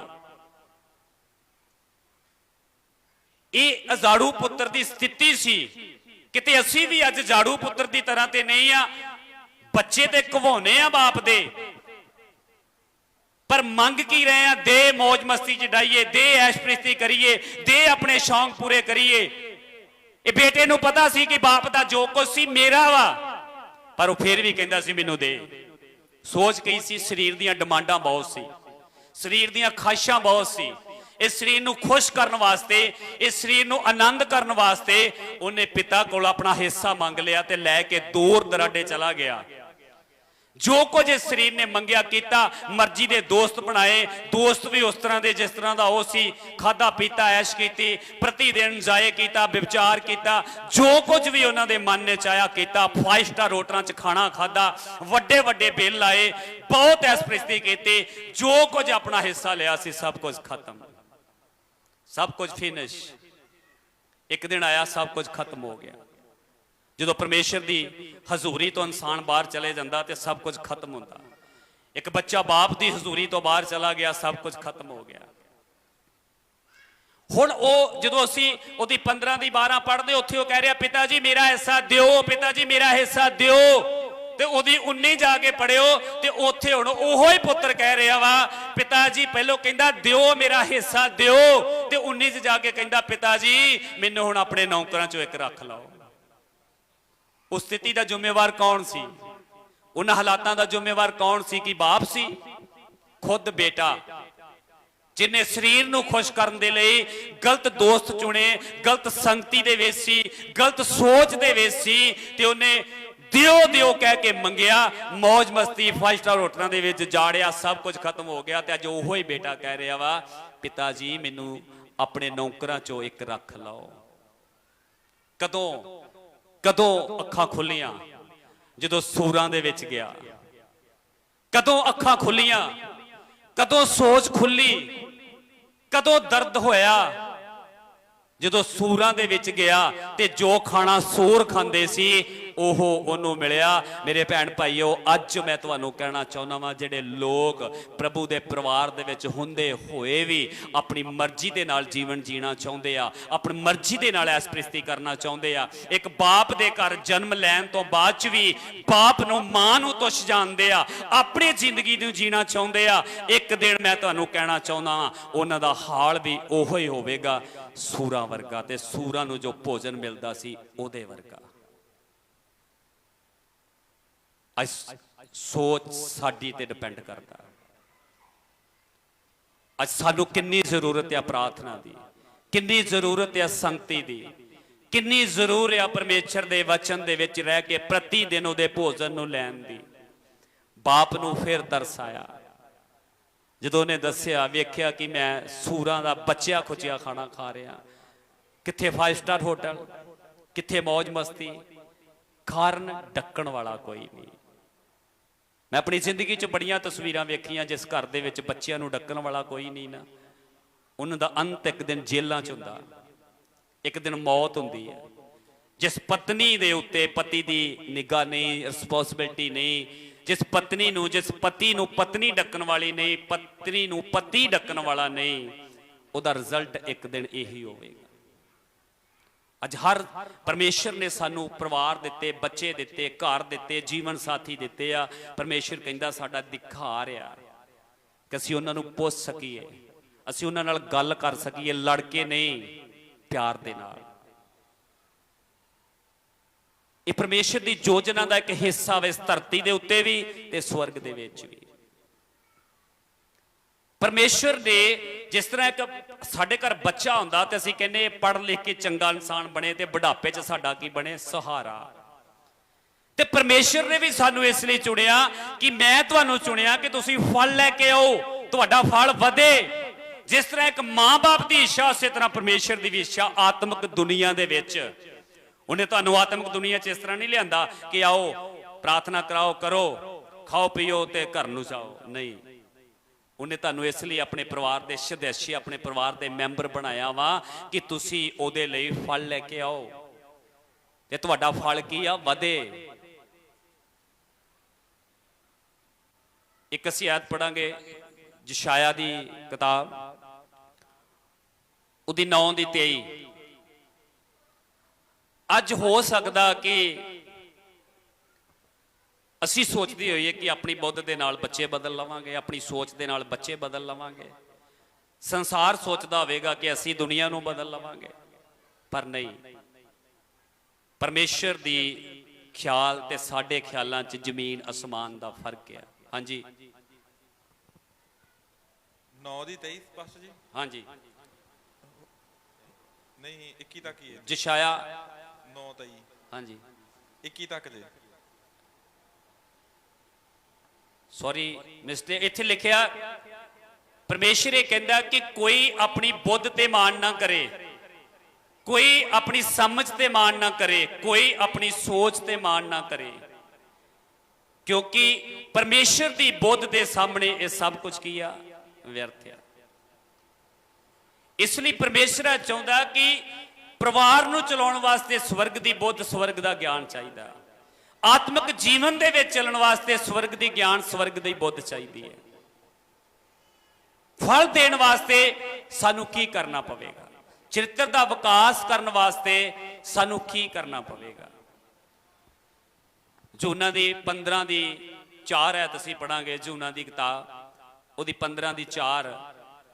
ਅੱਜ ਜੇਕਰ ਤੁਸੀਂ ਆਪਣੇ ਵਿਕਾਸ ਨੂੰ ਵਧਾਉਣਾ ਚਾਹੁੰਦੇ ਆ, ਪ੍ਰਭੂ ਨੇ ਜਦੋਂ ਅਸੀਂ ਪਹਿਲਾ ਪਤਰਸ 2 ਦੇ 5 ਪੜ੍ਹਦੇ ਆ, ਪ੍ਰਭੂ ਕਹਿੰਦਾ ਤੁਸੀਂ ਇੱਕ ਪੱਥਰ ਦੀ ਨਿਆਈ ਜੀ, ਕਹਿੰਦਾ ਤੁਸੀਂ ਇੱਕ ਪੱਥਰ ਦੀ ਨਿਆਈ ਜੇ, ਇਸ ਪੱਥਰ ਦੇ ਉੱਤੇ ਆਪਣਾ ਘਰ ਕੀ ਆ, ਉਸਾਰਦੇ ਜਾਓ। ਯਿਸੂ ਮਸੀਹ ਨੂੰ ਕਿਹਾ ਕਿ ਉਹ ਇੱਕ ਜਿਉਂਦਾ ਪੱਥਰ ਆ, ਮਨੁੱਖਾਂ ਵੱਲੋਂ ਰੰਦਿਆ ਗਿਆ ਵਾ, ਪਰ ਪਰਮੇਸ਼ਰ ਦੇ ਭਾਣੇ ਅਮੋਲਕ ਪੱਥਰ ਜਿਹਦੇ ਉੱਤੇ ਅੱਜ ਸਾਡੀ ਨੀਂਹ ਆ। ਤੇ ਉਹੀ ਚੀਜ਼ ਉਹਨੇ ਕਿਹਾ ਕਿ ਤੁਸੀਂ ਇੱਕ ਪੱਥਰ ਦੀ ਨਿਆਈ ਜੇ, ਤੇ ਇਸ ਪੱਥਰ ਦੇ ਉੱਤੇ ਆਪਣਾ ਘਰ ਕੀ ਆ, ਉਸਾਰਦੇ ਜਾਓ। ਅੱਜ ਅਸੀਂ ਮਕਾਨ ਬਣਾਉਨੇ ਆ, ਤੇ ਜੇ ਕਿਤੇ ਥੱਲੇ ਪੱਥਰ ਆ ਜਾਣ, ਮਲਬਾ ਆ ਜਾਵੇ, ਤੇ ਸਾਨੂੰ ਗੁੱਸਾ ਬੜਾ ਚੜਦਾ। ਕਈਆਂ ਦੇ ਜਦੋਂ ਕਈਆਂ ਨਾਲ ਪੁੱਟਦੇ, ਉਹਨਾਂ ਦੇ ਮੂੰਹ ਮੁੜ ਜਾਂਦੇ ਆ, ਵਿੰਗੀਆਂ ਹੋ ਜਾਂਦੀਆਂ ਵਾ। ਜਿੱਥੇ 4 ਦਿਨ ਲੱਗਣੇ ਆ ਨੀਂਹ ਪੁੱਟਦੇ ਆ, ਉੱਥੇ ਮਹੀਨਾ 10 ਦਿਨ ਲੱਗ ਜਾਂਦੇ ਆ, ਕਿਉਂਕਿ ਜ਼ਮੀਨ ਥੱਲੇ ਪੱਥਰ ਆ, ਸਖਤ ਬੜੀ ਆ। ਸਾਨੂੰ ਦੁੱਖ ਹੁੰਦਾ ਕਿ ਯਾਰ ਆ ਕਿਉਂ ਆ ਪੰਗਾ, ਪਰ ਪਰਮੇਸ਼ਰ ਉੱਥੇ ਕਹਿ ਰਿਹਾ ਵਾ ਕਿ ਤੁਸੀਂ ਪੱਥਰ ਦੀ ਨਿਆਈ ਜੇ, ਇਹਦੇ ਤੇ ਆਪਣਾ ਘਰ ਉਸਾਰੋ। ਤੇ ਤੁਹਾਨੂੰ ਪਤਾ, ਜਦੋਂ ਪੱਥਰ ਦੇ ਵਿੱਚ ਨਿਕਾਸ ਕਰਨਾ ਹੋਵੇ, ਰਸਤਾ ਬਣਾਉਣਾ ਹੋਵੇ, ਘਰ ਉਸਾਰਨਾ ਹੋਵੇ ਜਾਂ ਨਿਕਾਸ ਕਰਨਾ ਹੋਵੇ, ਜਾ ਕੇ ਵੇਖੋ ਪਹਾੜਾਂ ਦੇ ਉੱਤੇ ਜਿੱਥੇ ਉਹਨਾਂ ਨੇ ਰਸਤੇ ਬਣਾਏ ਆ ਪੱਥਰਾਂ ਦੇ ਵਿੱਚ ਦੀ, ਪਾਣੀ ਦੇ ਨਿਕਾਸ ਬਣਾਏ ਆ ਪੱਥਰਾਂ ਦੇ ਵਿੱਚ ਦੀ, ਤੇ ਮਨ 'ਚ ਸੋਚੋ ਕਿ ਉੱਥੇ ਕਿੰਨੀ ਮਿਹਨਤ ਕਰਨੀ ਪਈ ਹੋਵੇਗੀ। ਇੱਕ ਪੱਥਰ ਦੇ ਵਿੱਚ ਰਸਤਾ ਬਣਾਉਣ ਵਾਸਤੇ, ਨਿਕਾਸ ਪਾਣੀ ਦਾ ਬਣਾਉਣ ਵਾਸਤੇ, ਉਸ ਪੱਥਰ ਨੂੰ ਕਿੰਨਾ ਖੁਦਾਈ ਕਰਨੀ ਪਊਗੀ, ਉਹਦੀ ਉੱਤੇ ਕਿੰਨੀ ਮਿਹਨਤ ਲੱਗੂਗੀ, ਫਿਰ ਜਾ ਕੇ ਉਹਦੇ ਵਿੱਚ ਨਿਕਾਸ ਬਣੇਗਾ, ਪਾਣੀ ਜਾ ਸਕੇਗਾ, ਰਸਤਾ ਬਣ ਸਕੇਗਾ। ਇਸੇ ਤਰ੍ਹਾਂ ਅਸੀਂ ਸੁਖਾਲਾ ਚਾਹੁੰਦੇ ਆ, ਪਰ ਪ੍ਰਭੂ ਕਹਿੰਦਾ ਤੁਸੀਂ ਪੱਥਰ ਤੇ ਘਰ ਬਣਾਓ। ਕਹਿੰਦਾ ਇੱਕ ਘਰ ਰੇਤ ਤੇ ਬਣਿਆ ਤੇ ਇੱਕ ਪੱਥਰ ਤੇ ਜਿਹੜਾ ਪੱਥਰ ਤੇ ਬਣਿਆ ਵਾ, ਉਹ ਤੂਫਾਨ ਹਨੇਰੀਆਂ ਵੀ ਆਉਣਗੀਆਂ, ਮੀਂਹ ਵੀ ਆਊਗਾ, ਉਹ ਡੋਲੇਗਾ ਨਹੀਂ। ਪਰ ਜਿਹੜਾ ਰੇਤ ਤੇ ਬਣਿਆ ਵਾ, ਉਹ ਮਾੜੀ ਜੀ ਵੀ ਹਵਾ ਆਈ ਤੇ ਡਿੱਗ ਜਾਵੇਗਾ। ਇਸ ਲਈ ਪ੍ਰਭੂ ਕਹਿੰਦਾ ਤੁਹਾਡੇ ਵਿਕਾਸ ਦਾ ਇੱਕ ਇਹ ਵੀ ਰੀਜ਼ਨ ਆ ਕਿ ਤੁਹਾਡੇ ਜਿਹੜੇ ਘਰ ਆ, ਆਤਮਿਕ ਘਰ ਆ, ਆਤਮਿਕ ਅੱਖਾਂ ਖੁੱਲੀਆਂ ਚਾਹੀਦੀਆਂ। ਆਤਮਿਕ ਘਰ ਪੱਥਰ ਦੇ ਉੱਤੇ ਬਣਿਆ ਹੋਣਾ ਚਾਹੀਦਾ, ਨਾ ਕਿ ਰੇਤ ਦੇ ਉੱਤੇ। ਹਾਂਜੀ ਪੜ੍ਹ ਦਈਏ। ਤੁਸੀਂ ਮੇਰੇ ਵਿੱਚ ਰਹੋ, ਹਾਂਜੀ, ਅਤੇ ਮੈਂ ਤੁਹਾਡੇ ਵਿੱਚ। ਪ੍ਰਭੂ ਕਹਿੰਦਾ ਕਿ ਹੁਣ ਵਿਕਾਸ, ਅਸੀਂ ਪ੍ਰਭੂ ਦੇ ਪਰਿਵਾਰ ਦੇ ਸਦੱਸਿਆ ਆ, ਤੇ ਬੇਟਾ ਕਿੱਥੇ ਰਹਿੰਦਾ? ਘਰ ਦੇ ਵਿੱਚ। ਅਜਾੜੂ ਪੁੱਤਰ ਘਰੋਂ ਬਾਹਰ ਚਲ ਗਿਆ ਤੇ ਸਭ ਕੁਝ ਵਿਗੜ ਗਿਆ, ਖਰਾਬ ਹੋ ਗਿਆ, ਉਜੜ ਗਿਆ, ਜ਼ਿੰਦਗੀ ਖਰਾਬ ਹੋ ਗਈ। ਕਦੋਂ ਹੋਈ? ਜਦੋਂ ਬਾਪ ਦੇ ਘਰ ਤੋਂ ਬਾਹਰ ਗਿਆ, ਬਾਪ ਦੀ ਰਿਸਪੌਂਸਿਬਿਲਟੀ ਤੋਂ, ਬਾਪ ਦੀ ਅਧੀਨਗੀ ਤੋਂ ਬਾਹਰ ਗਿਆ, ਕੁਝ ਵੀ ਨਹੀਂ ਬਚਿਆ। ਇੱਥੇ ਪ੍ਰਭੂ ਕਹਿੰਦਾ ਤੁਹਾਡਾ ਬਚਾਅ ਇਸੇ 'ਚ ਹੀ ਆ ਕਿ ਤੁਸੀਂ ਮੇਰੇ 'ਚ ਰਹੋ ਤੇ ਮੈਂ ਤੁਹਾਡੇ 'ਚ ਰਵਾਂ। ਜਿਸ ਪ੍ਰਕਾਰ ਟਾਹਣੀ ਜੇ ਉਹ ਅੰਗੂਰ ਦੀ ਵੇਲ ਵਿੱਚ ਨਾ ਰਹੇ, ਜਿਸ ਪ੍ਰਕਾਰ ਟਾਹਣੀ ਅੰਗੂਰ ਦੀ ਵੇਲ ਵਿੱਚ ਨਾ ਰਵੇ, ਆਪਣੇ ਆਪ ਫਲ ਨਹੀਂ ਦੇ ਸਕਦੀ, ਆਪਣੇ ਆਪ ਉਹ ਫਲ ਨਹੀਂ ਦੇ ਸਕਦੀ, ਇਸੇ ਪ੍ਰਕਾਰ ਤੁਸੀਂ ਵੀ ਜੇ ਮੇਰੇ ਵਿੱਚ ਨਾ ਰਹੋ ਫਲ ਨਹੀਂ ਦੇ ਸਕਦੇ। ਇਸੇ ਪ੍ਰਕਾਰ ਜੇ ਤੁਸੀਂ ਮੇਰੇ ਵਿੱਚ ਨਾ ਰਹੋ ਤੇ ਫਲ ਨਹੀਂ ਦੇ ਸਕਦੇ। ਕੀ ਅੱਜ ਉਹ ਤੋਂ ਅਲੱਗ ਹੋ ਕੇ ਆਪਾਂ ਫਲ ਦੇ ਸਕਦੇ ਆ? ਅਲੱਗ ਕਦੋਂ ਹੋਵਾਂਗੇ? ਜਦੋਂ ਪਾਪ 'ਚ ਜਾਵਾਂਗੇ, ਬਦੀ 'ਚ ਜਾਵਾਂਗੇ। ਉਹਦੀਆਂ ਗੱਲਾਂ ਨੂੰ ਨਹੀਂ ਸੁਣਾਂਗੇ, ਵਚਨ ਤੇ ਨਹੀਂ ਸੁਣਾਂਗੇ, ਵਚਨ ਤੋਂ ਆਪਣੇ ਕੰਨ ਬੰਦ ਕਰ ਲਵਾਂਗੇ, ਜਿਸ ਤਰ੍ਹਾਂ ਲੋਕੀਆ ਦੀ ਕਲੀਸਿਆ ਨੇ ਕੀਤਾ। ਤੇ ਯੀਸ਼ੂ ਮਸੀਹ ਕਲੀਸਿਆ ਤੋਂ ਬਾਹਰ ਹੋ ਗਿਆ ਤੇ ਬਾਹਰ ਖੜਾ ਹੀ ਖੜਕਾ ਰਿਹਾ, ਵੇ ਭਾਈ ਖੋਲ ਦੋ, ਮੈਂ ਖੜਾ ਵਾਂ ਬਾਹਰ। ਅੱਜ ਵੀ ਉਹ ਪਰਮੇਸ਼ਰ ਕਹਿੰਦਾ ਕਿ ਤੁਸੀਂ ਆਪਣਾ ਵਿਕਾਸ ਖੁਦ ਨਹੀਂ ਕਰ ਸਕਦੇ, ਤੁਸੀਂ ਨੁਕਸਾਨ ਕਰੋਗੇ, ਉਜੜੋਗੇ। ਤੁਹਾਡਾ ਭਲਾ ਇੱਕੇ ਹੀ ਗੱਲ 'ਚ ਆ, ਤੁਹਾਡਾ ਫਾਇਦਾ ਇੱਕੇ ਹੀ ਗੱਲ 'ਚ ਆ ਕਿ ਤੁਸੀਂ ਮੇਰੇ 'ਚ ਰਹੋ ਤੇ ਮੈਂ ਤੁਹਾਡੇ 'ਚ ਰਵਾਂ। ਜਿਵੇਂ ਟਾਹਣੀ, ਵੇਲ ਟਾਹਣੀ ਦੇ ਨਾਲ ਰਹਿੰਦੀ ਹੈ ਤੇ ਫਲ ਦਿੰਦੀ ਹੈ, ਪਰ ਪੰਗਾ ਕਿੱਥੇ ਆ? ਰਹਿਣਾ ਵੀ ਚਾਹੁੰਦੇ ਆ। ਜੇ ਉਹ ਝਾੜੂ ਪੁੱਤਰ ਦਾ ਬਾਪ ਉਹਨੂੰ ਝਿੜਕਦਾ ਨਾ ਕਿ ਪੁੱਤ ਰਾਤ 2 ਵਜੇ ਆਇਆ ਵਾਂ, ਕਿੱਥੋਂ ਆਇਆ, ਰੱਜ ਕੇ ਆਇਆ, ਕਿਉਂ ਆਇਆ, ਬੇਟਾ ਤੇਰੇ ਦੋਸਤ ਨਹੀਂ ਚੰਗੇ, ਬੇਟਾ ਤੇਰੀ ਸੰਗਤੀ ਨਹੀਂ ਚੰਗੀ, ਜੇ ਉਹਨੂੰ ਨਾ ਡੱਕਦਾ ਤੇ ਉਸ ਬੇਟੇ ਨੂੰ ਘਰ 'ਚ ਰਹਿਣ 'ਚ ਕੋਈ ਵੀ ਪ੍ਰੋਬਲਮ ਨਹੀਂ ਸੀ। ਅੱਜ ਜੇ ਇੱਕ ਆਗੂ ਇੱਥੇ ਤੁਹਾਡੀਆਂ ਗਲਤੀਆਂ ਤੁਹਾਨੂੰ ਨਾ ਦੱਸੇ, ਤੁਹਾਨੂੰ ਗਾਈਡ ਨਾ ਕਰੇ, ਤੁਹਾਨੂੰ ਨਾ ਝਿੜਕੇ, ਤੇ ਤੁਸੀਂ ਤੇ ਖੁਸ਼ ਜੇ। ਆਪਾਂ ਕਹਿਣਾ ਸਾਡੀ ਚਰਚ ਨਾਲ ਦੀ ਚਰਚ ਹੀ ਕੋਈ ਨਹੀਂ ਹੈ, ਨਾ ਉੱਥੇ ਕੋਈ ਸਮੇਂ ਦਾ, ਨਾ ਉੱਥੇ ਕੋਈ ਆਉਣ ਦਾ, 6 ਮਹੀਨੇ ਆ ਜਾਓ, 3 ਹੀ ਆ ਜਾਓ, ਜੋ ਮਰਜ਼ੀ ਜ਼ਿੰਦਗੀ 'ਚ ਕਰੋ, ਕਹਿਣਾ ਹੀ ਕਿਸੇ ਨੇ ਕੁਛ ਨਹੀਂ, ਤੇ ਆਪਾਂ ਖੁਸ਼ ਹਾਂ। ਇਹੀ ਉਹ ਝਾੜੂ ਪੁੱਤਰ ਚਾਹੁੰਦਾ ਸੀ, ਪਰ ਜਦੋਂ ਉਹਨੂੰ ਨਹੀਂ ਮਿਲਿਆ ਤੇ ਉਹ ਘਰ ਛੱਡ ਕੇ ਚਲਾ ਗਿਆ। ਅੱਜ ਜਦੋਂ ਸਾਡਾ ਆਗੂ, ਸਾਡਾ ਪਰਮੇਸ਼ਰ, ਸਾਡਾ ਆਗੂ ਸਾਨੂੰ ਝਿੜਕਦਾ, ਅਸੀਂ ਜਾਂ ਤੇ ਯੀਸ਼ੂ ਨੂੰ ਛੱਡ ਦਿੰਦੇ ਆ ਤੇ ਜਾਂ ਆਗੂ ਨੂੰ ਛੱਡ ਕੇ ਕਿਤੇ ਹੋਰ ਚਲੇ ਜਾਂਦੇ ਆ। ਗੜਬੜ ਇੱਥੇ ਆ। ਪ੍ਰਭੂ ਕਹਿੰਦਾ ਮੇਰੇ 'ਚ ਰਹੋ, ਮੈਂ ਤੁਹਾਡੇ 'ਚ। ਅਸੀਂ ਕਹਿੰਦੇ ਪ੍ਰਭੂ ਰਵਾਂਗੇ ਤੇਰੇ ਘਰ, ਚਰਚ ਆਈ ਜਾਵਾਂਗੇ, ਪਰ ਝਿੜਕੀ ਨਾ, ਕਿਉਂਕਿ ਝਿੜਕ ਨਾਲ ਕੀ ਹੋਣਾ? ਦਰਦ ਹੋਣੀ ਆ।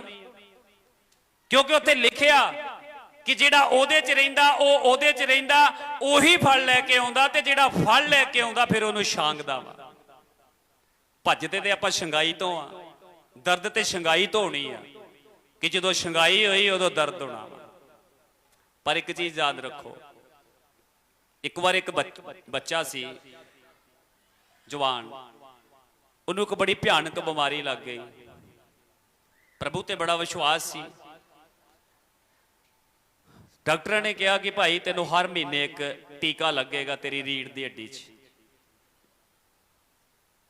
ਉਹਨੂੰ ਜਾਣਾ ਪੈਂਦਾ ਸੀ, ਹਰ ਮਹੀਨੇ ਉਹ ਜਾਂਦਾ, ਟੀਕਾ ਲਵਾ ਕੇ ਆਉਂਦਾ, ਬੜਾ ਨੋਰਮਲ।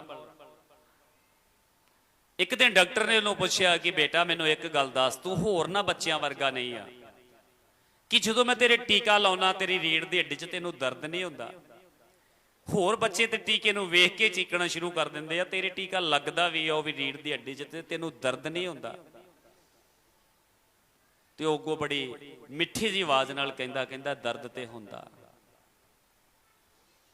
ਪਰ ਕਹਿੰਦਾ ਜਿਹੜਾ ਮੇਰੇ ਅੰਦਰ ਆ ਨਾ, ਜਿਹੜਾ ਮੇਰੇ 'ਚ ਆ ਤੇ ਜਿਹਦੇ ਵਿੱਚ ਮੈਂ ਵਾਂ, ਤੇ ਕਹਿੰਦਾ ਉਹ ਮੇਰੇ ਦਰਦ ਨੂੰ ਆਪੇ ਚੁੱਕ ਲੈਂਦਾ ਯੀਸ਼ੂ ਮਸੀਹ ਦੇ ਨਾਮ ਦੇ ਵਿੱਚ। ਹਾਲੇਲੂਇਆ।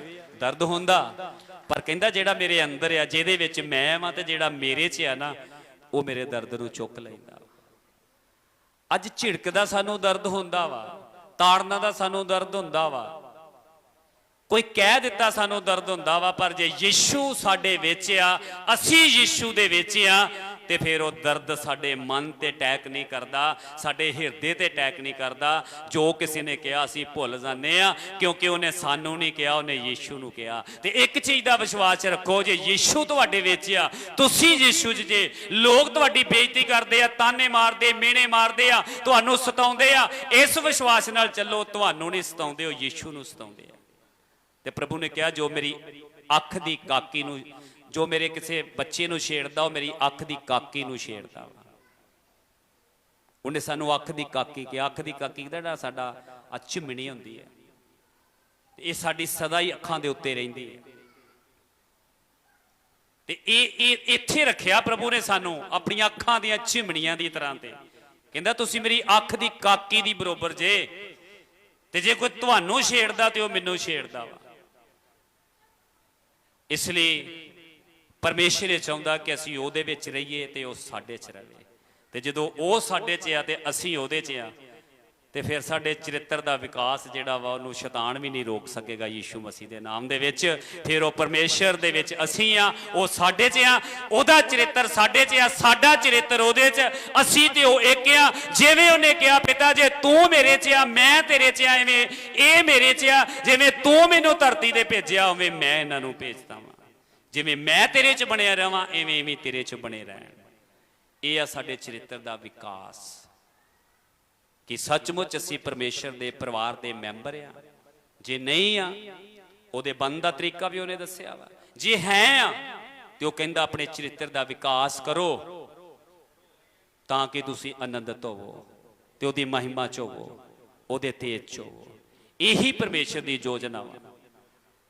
ਅੱਜ ਇਹ ਨਾ ਸੋਚੋ, ਬਹੁਤ ਸਾਰੇ ਦੁਨੀਆ ਤੇ ਸੋਚਦੇ ਆ ਕਿ ਸਾਨੂੰ ਉਹ ਆਗੂ ਚਾਹੁੰਦੇ ਜਿਹੜੇ ਸਾਨੂੰ ਹਵਾ ਚ ਡਾਉਣ, ਬਸ ਸਾਨੂੰ ਬਲੈਸਿੰਗਾਂ ਹੀ ਵੰਡਦੇ ਰਹਿਣ, ਸਾਨੂੰ ਆਸ਼ਾ ਹੀ ਦਿੰਦੇ ਰਹਿਣ, ਅਸੀਂ ਆਮੀਨ ਆਮੀਨ ਕਰਦੇ ਚਲੇ ਜਾਈਏ, ਪਰ ਉਹ ਸਾਨੂੰ ਤਾੜਨ ਨਾ, ਉਹ ਸਾਡੀ ਗਲਤੀ ਦਾ ਅਹਿਸਾਸ ਨਾ ਕਰਾਉਣ, ਉਹ ਸਾਨੂੰ ਛਾਂਗਣ ਨਾ। ਪਰ ਬਾਈਬਲ ਇਹ ਕਹਿੰਦੀ ਜਿੰਨਿਆਂ ਨਾਲ ਉਹ ਪਿਆਰ ਕਰਦਾ ਉਹਨਾਂ ਨੂੰ ਤਾੜਦਾ ਵਾ, ਜਿੰਨਿਆਂ ਨੂੰ ਤਾੜਦਾ ਉਹਨਾਂ ਨੂੰ ਧੀਆਂ ਪੁੱਤਰ ਹੋਣ ਦਾ ਹੱਕ ਵੀ ਉਹਨੇ ਦਿੱਤਾ ਵਾ।